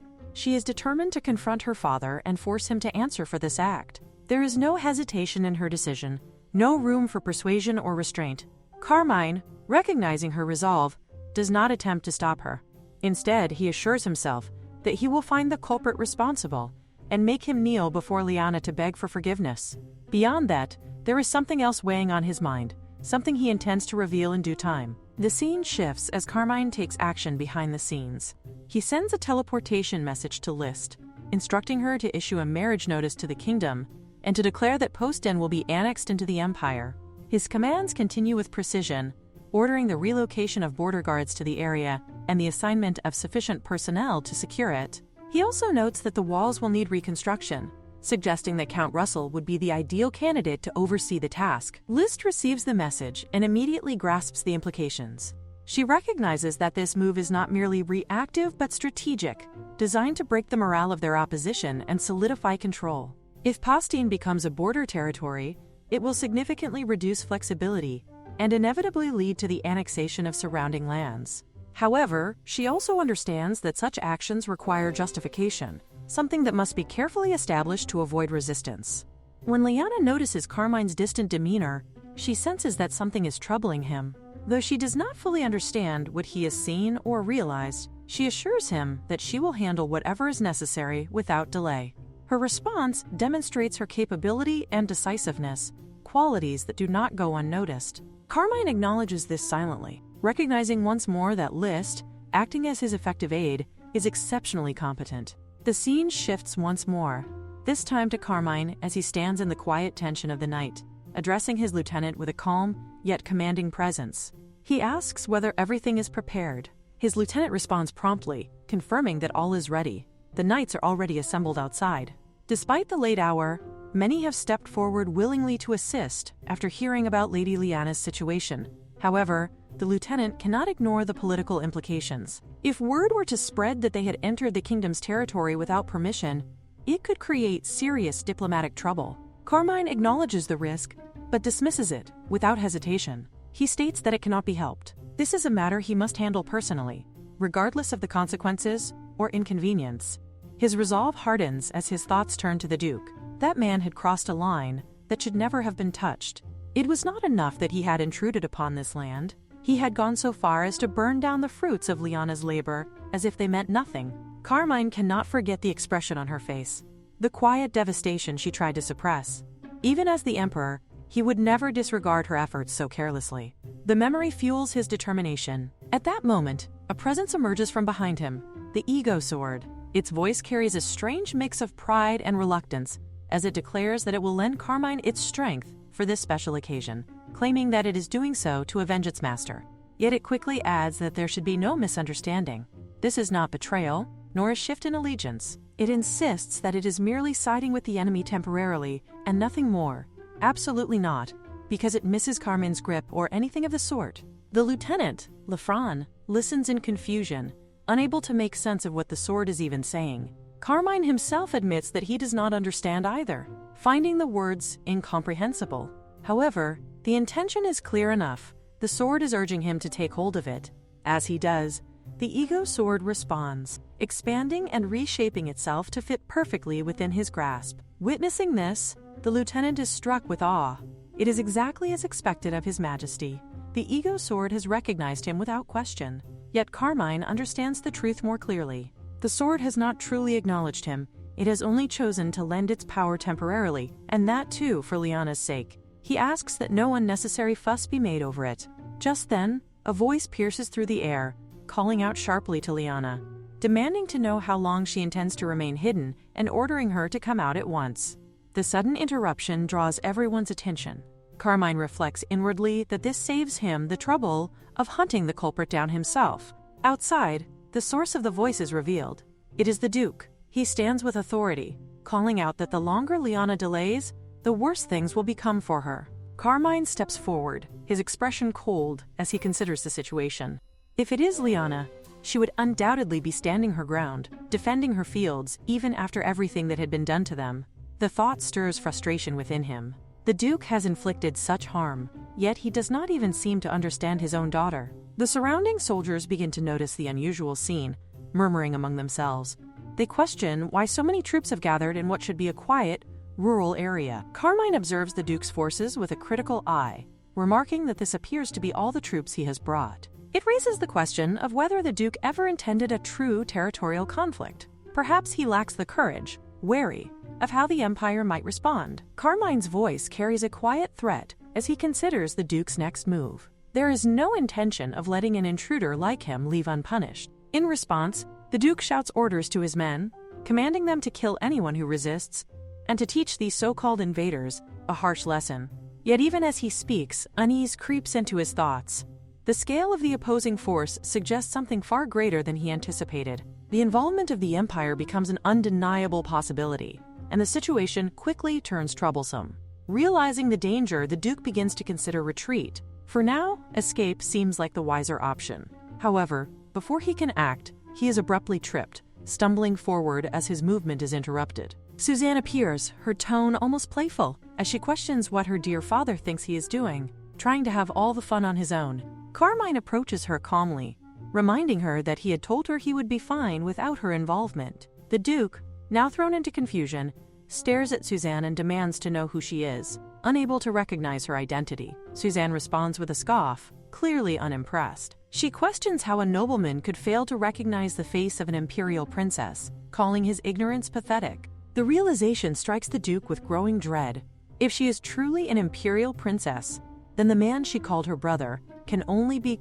Before he can complete the thought, Carmine steps forward, his presence overwhelming. His voice is steady, yet laced with unmistakable disdain.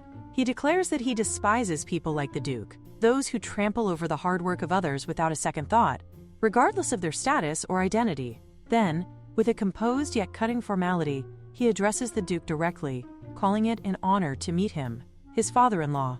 The scene shifts to Lyanna as she reflects on the damage to the field. She thinks that she has already checked the destruction, and considers that perhaps she should take a quick break. However, her thoughts abruptly halt when she notices something unusual. There is oil on the ground. Confusion quickly turns into alarm as she wonders why oil would be present here. The realization dawns on her that someone had been attempting to burn down her house as well. The thought unsettles her deeply. If she had been asleep and a fire had broken out, the consequences could have been disastrous. Even if those responsible viewed their children merely as tools to serve the family, she cannot comprehend how they could go to such cruel extremes.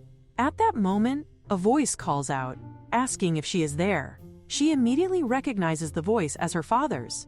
A wave of dread passes through her, as she fears that he may have brought soldiers once again. Yet, to her surprise, when she looks toward him, she sees him sitting weakly on the ground, rather than standing with authority. Carmine soon approaches and announces that he has captured the culprit exactly as she had requested. Her father then drops to his knees and begins to apologize. He admits that he has been short-sighted and claims that everything he did was for her sake. He explains that His Highness is waiting at the royal palace and insists that she would be happy living there as the crown princess. Lyanna, however, questions his reasoning with disbelief. She cannot accept that he claims to have done all this for her sake after burning everything precious to others. To her, his words sound like absurd excuses delivered far too easily. She cannot help but wonder whether he had set the fire with the same casual attitude with which he now offers his apology. Anger surges within her as she realizes that even if she hates him or punishes him, her fields will not return to their former state. Inwardly, she acknowledges that she had believed hearing her father apologize would make her feel better. Yet she now understands that this is not the feeling she had been seeking. Carmine then steps forward and suggests that if she is not satisfied with the apology, he could make it more sincere. He declares that he is willing to do anything if it would make her feel better, and directly asks what she wants him to do. Meanwhile, her father grows visibly anxious, overwhelmed by fear at the thought that she may truly be connected to the Emperor. He worries that he may already be as good as dead. Despite her anger, Lyanna reflects that even though she hates him, he is still her father. Yet she firmly decides that she does not want to forgive him simply because of their blood relation.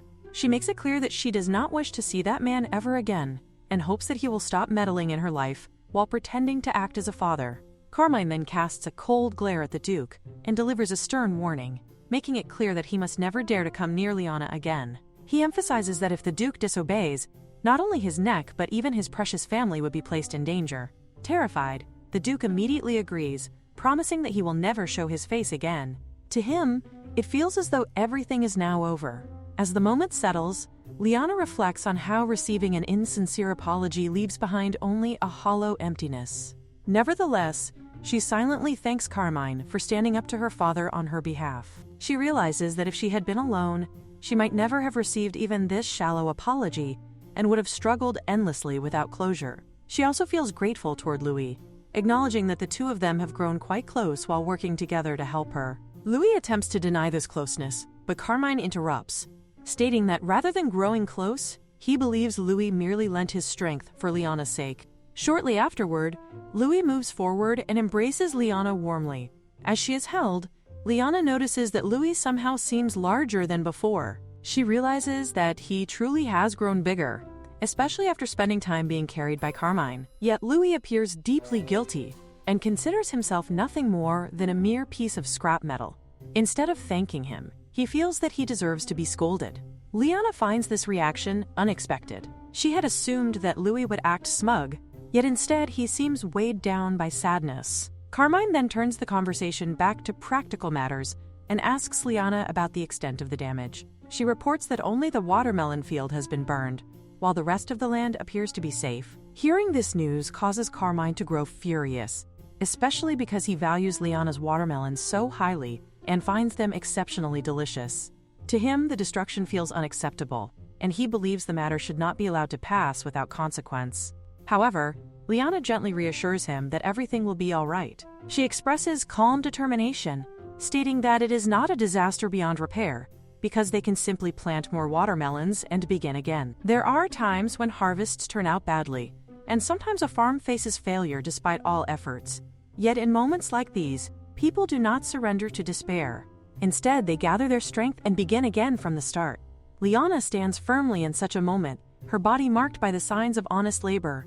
Sweat clings beneath her skin, her hair is tied high to keep it out of the way for easier work, and her fingers are rough and calloused from countless days spent tending the land. She appears entirely different from the elegant noble lady Carmine's father once described, yet to Lyanna, this difference is neither shameful nor wrong. Rather, she feels a deep sense of pride in who she has become. She silently acknowledges that she likes the person she is now, far more than the person she used to be when she lived as a duke's daughter. Carmine approaches her with admiration, evident in his expression. He gently takes her hand and presses a respectful kiss upon it, praising her resilience and the strength she has shown while enduring so many hardships. His voice carries a thoughtful tone as he reminds her that earlier he had mentioned having something important to tell her once everything was settled.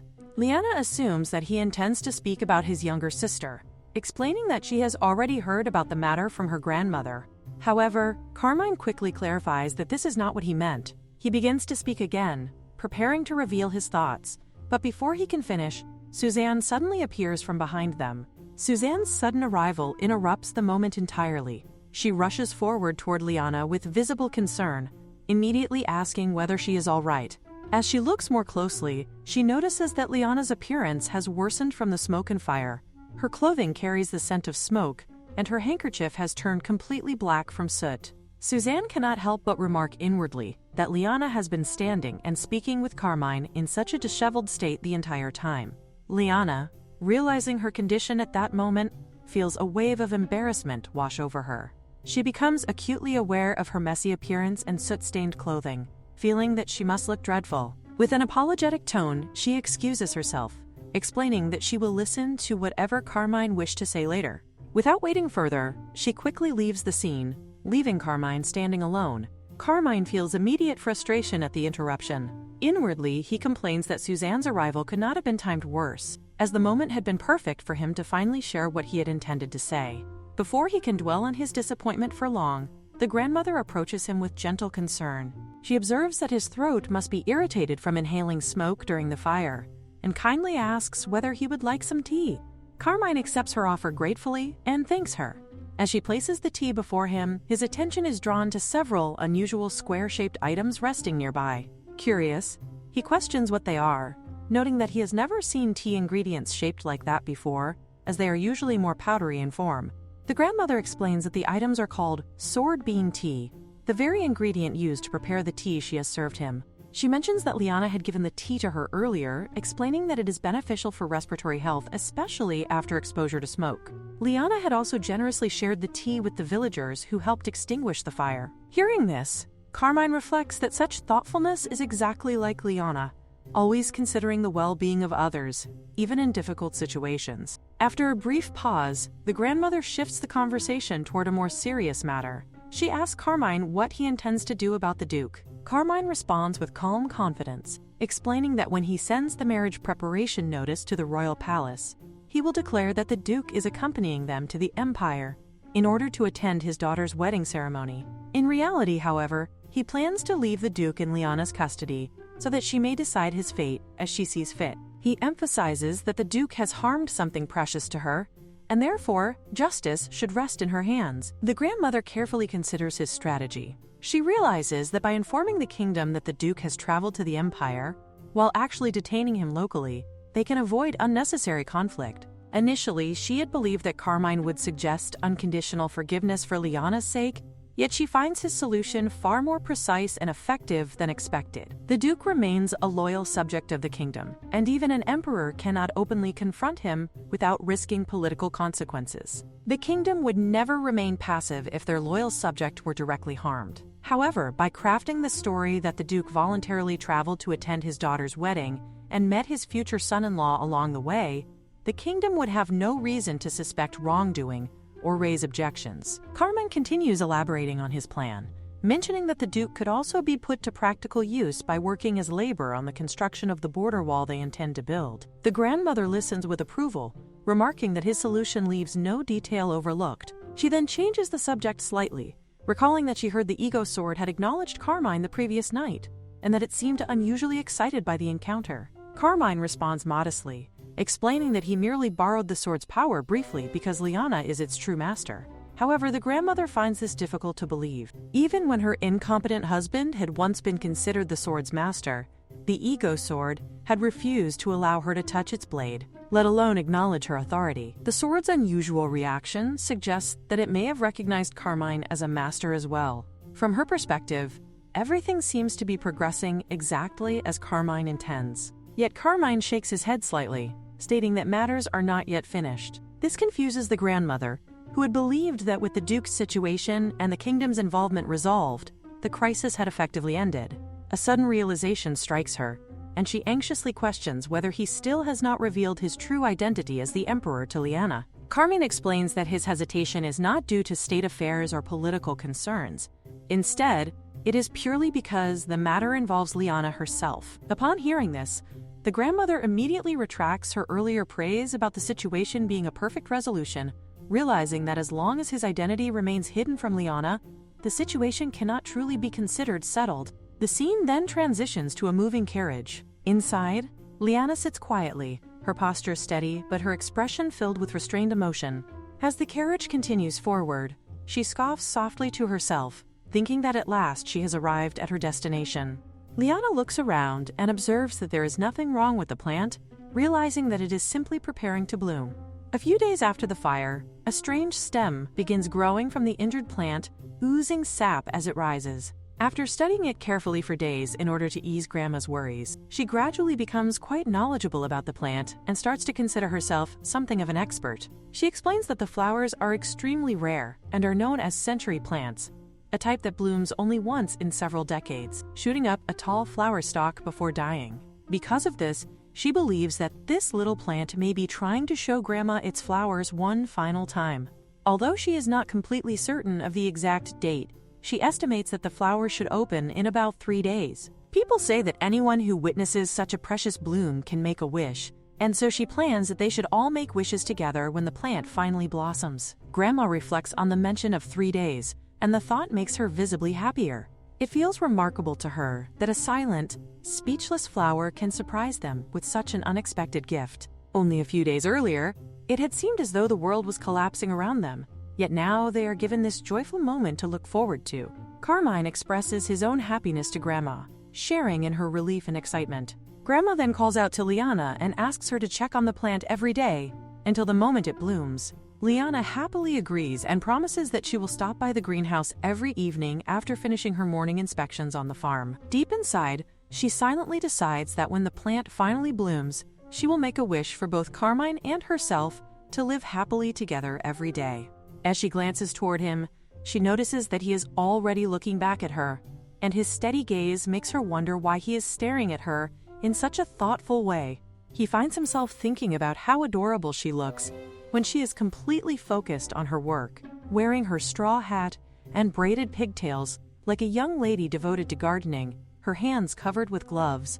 He realizes that he truly enjoys seeing her in this simple and hardworking appearance. Meanwhile, Grandma interrupts their moment and reminds them that they should show restraint in front of an elderly woman like her. However, despite her teasing tone, she continues by encouraging them in earnest, saying that this is exactly how things should be and that they ought to hurry and get married within the empire and have children soon. Lyanna feels embarrassed by the sudden talk about children, while Grandma continues teasing them playfully, asking whether there could possibly be anything wrong with such a future. Lyanna notices how Carmine becomes flustered whenever the topic of children arises, and she cannot help but find his embarrassed expression surprisingly handsome, even as their dreams and thoughts begin to drift in different directions. At that moment, the butler arrives and informs Grandma that a visitor has come to the castle to see their lord. Grandma expresses her surprise, as she had not been expecting anyone at all, and she asks who the visitor might be. The butler hesitates slightly before replying, explaining that the identity of the visitor is somewhat unexpected, though the exact details remain unclear to the others. The scene shifts as Lyanna reflects inwardly, realizing that even after all these years, nothing has truly changed for her. She still carries that same out-of-place feeling, that lingering sense of being unable to fully adapt to this unfamiliar world. The somewhat clueless expression she once had remains the same, and even becoming the crown princess has not improved that uneasy feeling inside her. The butler quietly approaches her and whispers that they are preparing to escort them to the reception room, but he gently asks whether she is certain that she truly wishes to go. Lyanna decides that she must go, reasoning that the visitors are most likely here to see her. She has already explained the situation to Grandma, and therefore she resolves to head down to meet them soon. She considers the possibility that if David truly wishes to welcome her as the Crown Princess, then Siana is probably here to ask her to reject Crown Prince David on her behalf. Even so, she cannot help but feel astonished at the thought that the Crown Princess would travel all the way to this distant place without any guards accompanying her. At that moment, Carmine approaches her and asks whether she is truly comfortable meeting them. Although she tries to reassure herself that the visitors are not dangerous and will not harm her, Carmine continues to worry, insisting that the meeting could still turn into an unpleasant experience despite her calm reasoning. When she finally prepares to meet her, Lyanna replies that whatever their business may be, they need to meet face to face in order for anything to move forward. She believes that this situation must be confronted directly, no matter how uncomfortable it may be. However, she also realizes that she cannot present herself in her current state, so she decides that she needs to get ready quickly. Before leaving, she reassures Hermione not to worry, promising that she will handle everything properly and return shortly. Carmine, on the other hand, quietly admires her determination and strength. Yet despite this admiration, a part of him wishes that she would sometimes run away when things become too difficult. He knows about Siana and remembers the situation clearly. The kingdom's diplomatic delegation had once arrived to announce the marriage between the Crown Prince and the Holy Maiden. The Holy Maiden herself had descended and openly expressed her desire to marry His Highness the Crown Prince. Many had proclaimed that the gods had personally chosen their kingdom, and that this divine selection was surely a sign that the kingdom's prosperity was about to rise. People had declared that the kingdom was destined for greatness, while the empire, having lost the ego sword, was fated to fall into decline. These were likely the arrogant claims they intended to make, and even now, remembering how smug they had been when the Empire lost its ego sword, still makes Carmine's blood boil with anger. He reflects on how, if they were able to borrow the authority of the temple through a marriage to the Holy Maiden, it would grant them immense power in ruling the people.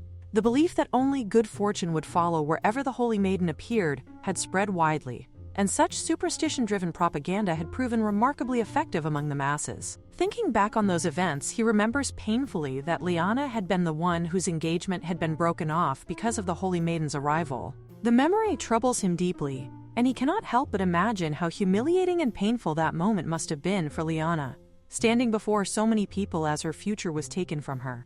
The way fate twists and rearranges lives feels mysterious and unpredictable to him. He does not know what the woman's true intentions are, but if she is not satisfied with merely taking Lyanna's place, and has now come here to stir up even more trouble, he refuses to simply stand by and watch. Determined to learn the truth, he disguises himself as a servant, believing that he must find out for himself why she has come here. Soon he notices Siana already present in the castle, loudly complaining about how far away the reception room is, and how her legs ache from walking such a long distance. Carmine watches her carefully, thinking that she will not recognize him if he remains disguised as a servant. However, the moment her gaze lands on him, she immediately grabs his arm and questions why he is here. Startled, Carmine quickly pulls her hand away and apologizes, insisting that she must be mistaking him for someone else. He reminds himself internally that he needs to stay calm, reasoning that there should be no possible way she could recognize him in his disguise. Yet she begins describing him in detail, mentioning his golden hair and his faintly tinted blue eyes. She leans closer and whispers for him not to play dumb, declaring confidently that he is Carmine Marshall, the Emperor of the Empire.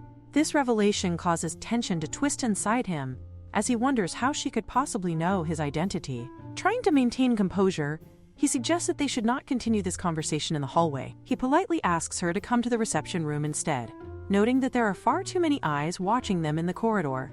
He realizes that it would be safer to move somewhere private before continuing this strange conversation. Siana agrees, stating that she also has matters she wishes to discuss with him. Soon, they find themselves alone together inside the reception room. The moment the door closes, she raises her voice in frustration, demanding to know what he is doing here. She admits that she had been wondering why the person who was supposed to appear in part 2 of the original story had never shown up.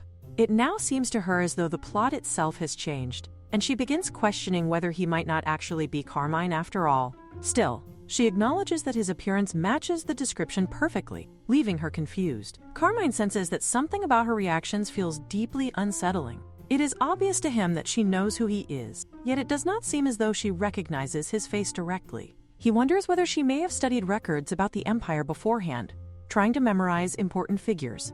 At the same time, her strange references to an original story in part 2 leave him confused and suspicious.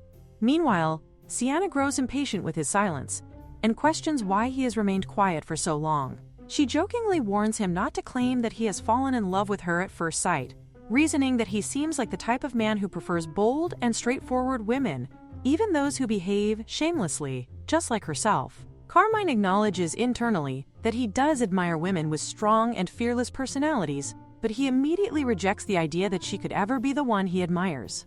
In his heart, he knows that the person he truly values is Lyanna. He recalls her unwavering gaze, filled with confidence and trust, believing without hesitation that she will be loved and protected.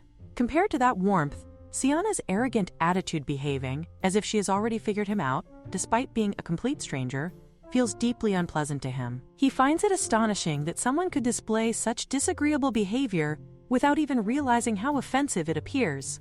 Growing irritated, Carmine finally tells her that if she has finished speaking nonsense, she should step back, because her behavior has become unbearable and obnoxious. His sudden coldness causes Siana to hesitate in confusion, wondering why his demeanor has become so frightening all of a sudden. At that exact moment, the tension in the room shifts as Lyanna arrives. She looks directly at Carmine and questions what he is doing there, then turns her attention toward both of them, silently demanding to know what the two of them are doing together in the same room. Before all that, Lyanna is getting ready. She stands before the mirror, carefully examining her reflection. As she studies herself, she thinks that her dress looks far too luxurious for meeting that woman. At times like this, she believes it is best to dress like herself rather than appear overly elegant or extravagant. The thought makes her consider her safety as well. Since they do not know what might happen, she decides that taking Louis with her would be wise for self-defense. She turns her attention to Louis and tells him that they should go together. Her words make him question why she specifically wants him to accompany her. In response, she pouts slightly and asks whether he does not want to come with her. She reminds him that he used to beg to come along everywhere with her, yet now he hesitates. He tries to explain that it is not like that, but his hesitation makes her uneasy. She begins to wonder if he is still feeling down, recalling how he had been crying earlier without saying why. She quietly questions whether he is truly all right.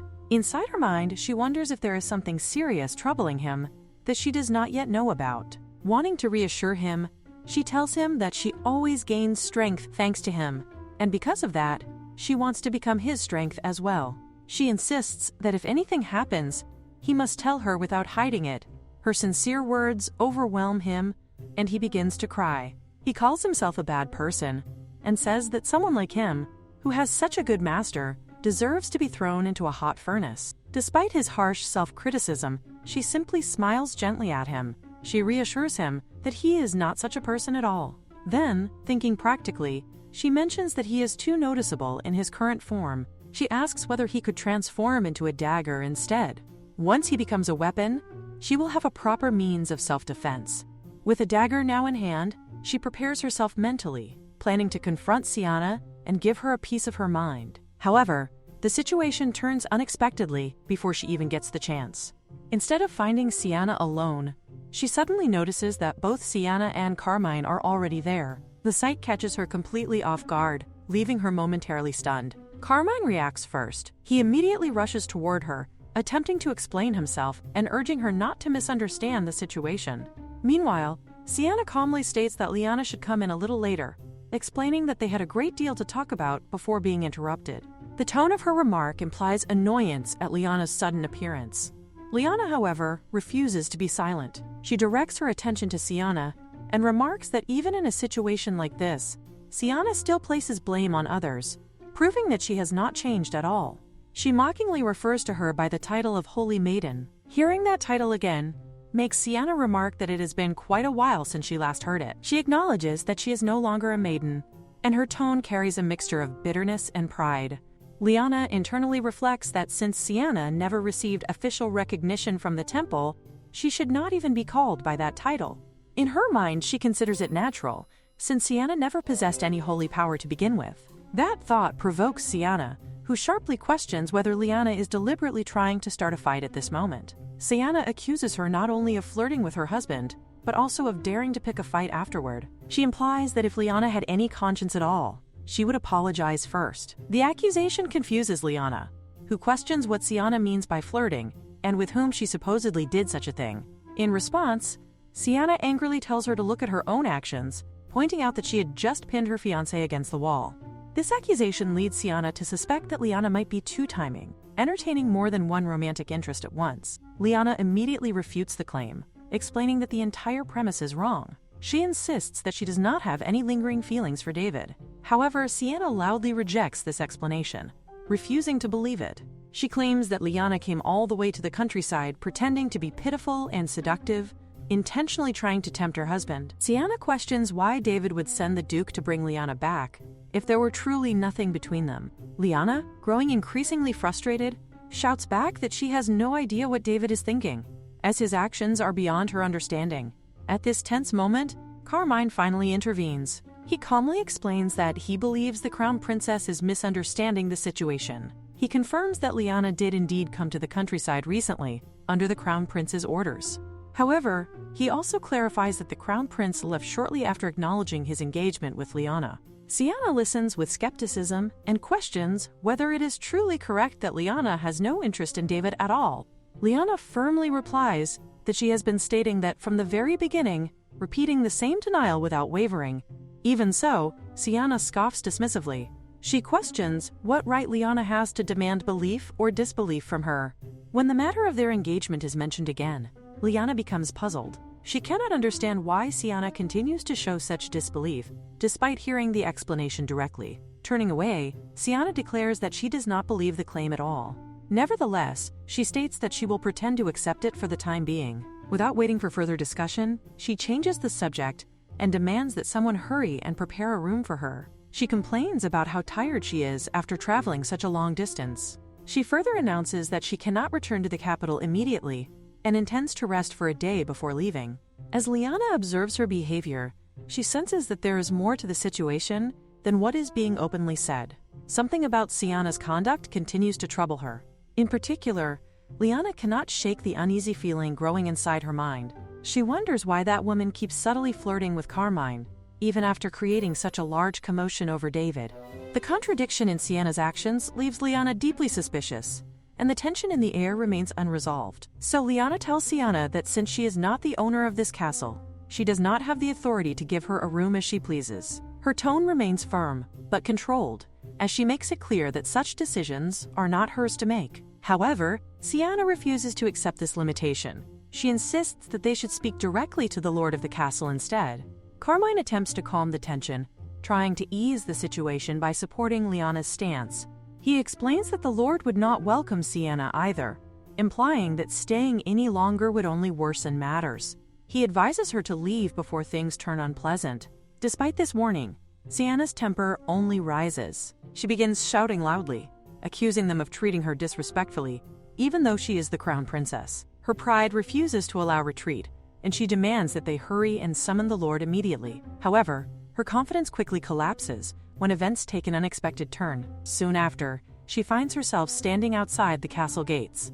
The lord has given a direct order to throw her out of the castle at once. Shocked and furious, Siana continues to shout angrily from outside. She demands to know how they dare treat her this way, and questions whether they even understand who she is. Her voice grows harsher as she lashes out, ordering them to open the doors immediately. She threatens them, insisting that they will not escape the consequences of insulting her like this. Nearby, Grandmother calmly instructs the guards that, next time, they should not even allow Siana inside the castle at all. She remarks that entertaining such nonsense even once was more kindness than necessary. Her words carry authority, but also quiet irritation at the disturbance. As the situation settles, Lyanna turns toward Grandmother and expresses her gratitude. However, in the midst of relief, a memory suddenly flashes through her mind, the earlier wall-pinning incident. The thought makes her stiffen slightly. She turns toward Carmine and questions why that strange situation had happened earlier. Carmine calmly explains that he had been disguised as a servant in order to observe what kind of person Siana truly was. He admits that he had not planned to enter the reception room alone with her. However, events had changed unexpectedly when she suddenly called him by name Carmine and demanded to know why he was there. This detail makes Lyanna pause in surprise. The realization that Siana recognized him so easily makes her question how such a thing was possible.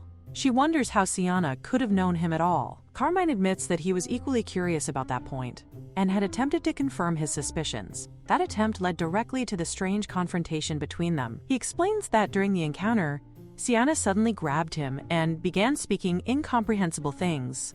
She talked about an original work and mentioned something about a second part of a story. Her words had sounded confusing and disconnected, but the more he recalls them, the more unsettling they feel. According to what she said, Siana had once become a holy maiden in another world. In that story, Crown Prince David gradually falls in love with the bold and charming Siana, who was originally an ordinary, common high school student. Meanwhile, Lyanna, who was already engaged to the Crown Prince, was portrayed as someone who constantly harassed Siana, treating her like a thorn in her side until the engagement was eventually broken off. Afterward, Siana and Crown Prince David married, achieving what she described as a happy ending. This explanation matches the plot of what Siana called the original work. Hearing this makes Lyanna fall into deep thought. When she reflects on the story, something feels off. Despite Siana supposedly being a bright, cheerful protagonist, it seems strange that there were almost no episodes showing that personality before the wedding ending. As an avid reader of romance fantasy stories, Lyanna finds it hard to believe that she overlooked such an inconsistency. She begins to suspect that there must be a second part to the story, one she never read. Her thoughts then shift to Carmine. In that supposed second part, he appears as the second male lead. Suddenly, everything begins to make sense to her. There is no way that Carmine's striking appearance could belong to a mere background character. His extraordinary looks fit perfectly with the role of a prominent second male lead. Now she understands why he holds such importance within that imagined narrative. Carmine watches her carefully and asks whether she understands what all this means. He explains that the fact Siana used the term original work strongly suggests that she believes herself to be a character from a book. That realization allows Lyanna to understand Siana's earlier reaction more clearly. From Siana's perspective, someone who believes in the original story, it must have been shocking to discover that the second male lead, who was supposedly destined to love her, is actually engaged to the villainess instead. This line of thought makes Lyanna uneasy. She begins to wonder whether Carmine has already started developing feelings for Siana. The possibility troubles her deeply. If he were to fall for Siana, then all the effort she has made could vanish instantly. It feels unbearable to imagine that everything could disappear simply because of a few lines written in a story. The thought fills her with sadness. Seeing her expression darken, Carmine gently reassures her. He promises that next time, he will not give anyone any opportunity to misunderstand him. He asks her not to make such a sad expression. Lyanna responds that although she does not doubt his sincerity, she wants him to stay away from Siana from now on, even if he feels something strange when he sees her, and even if curiosity draws his attention, he must never take interest in her. Her words come out firmly, almost like a command born from concern. Carmine reacts with a faint smile, remarking that he feels happy if she is jealous at this moment. His teasing makes her protest immediately. She insists that if the situation had been reversed, if she had pinned another man against the wall in a private room, he would surely not find it amusing. She clarifies that this is not jealousy at all. He then admits that his earlier thinking had been shallow. He apologizes sincerely and promises to be more careful in the future, making sure he does not end up in such shameless situations again. While listening to him, Lyanna notices that his smile appears flawless and his voice remains gentle. Yet strangely, something about the moment feels cold, leaving her with a faint sense of unease. The scene then shifts to Carmine observing Siana from a distance. He notes that she is still lingering nearby with persistent determination. As he watches her, he recalls something she said earlier, that he prefers women who are bold and straightforward, even shameless. At the same time, he remembers Lyanna's firm warning that even if he feels curious about Siana, he must never take interest in her. The more he reflects on these reactions, the stranger they seem. Both women behaved as though it were natural for him to feel drawn toward Siana. The idea unsettles him. He cannot understand how such expectations formed in their minds. Then he recalls Siana's strange words again, her insistence that the situation is too complex to dismiss as mere delusion. Combined with Lyanna's reactions and several other troubling details, the puzzle continues to grow more complicated in his thoughts. In the end, Carmine quietly resolves that he must investigate this matter more carefully.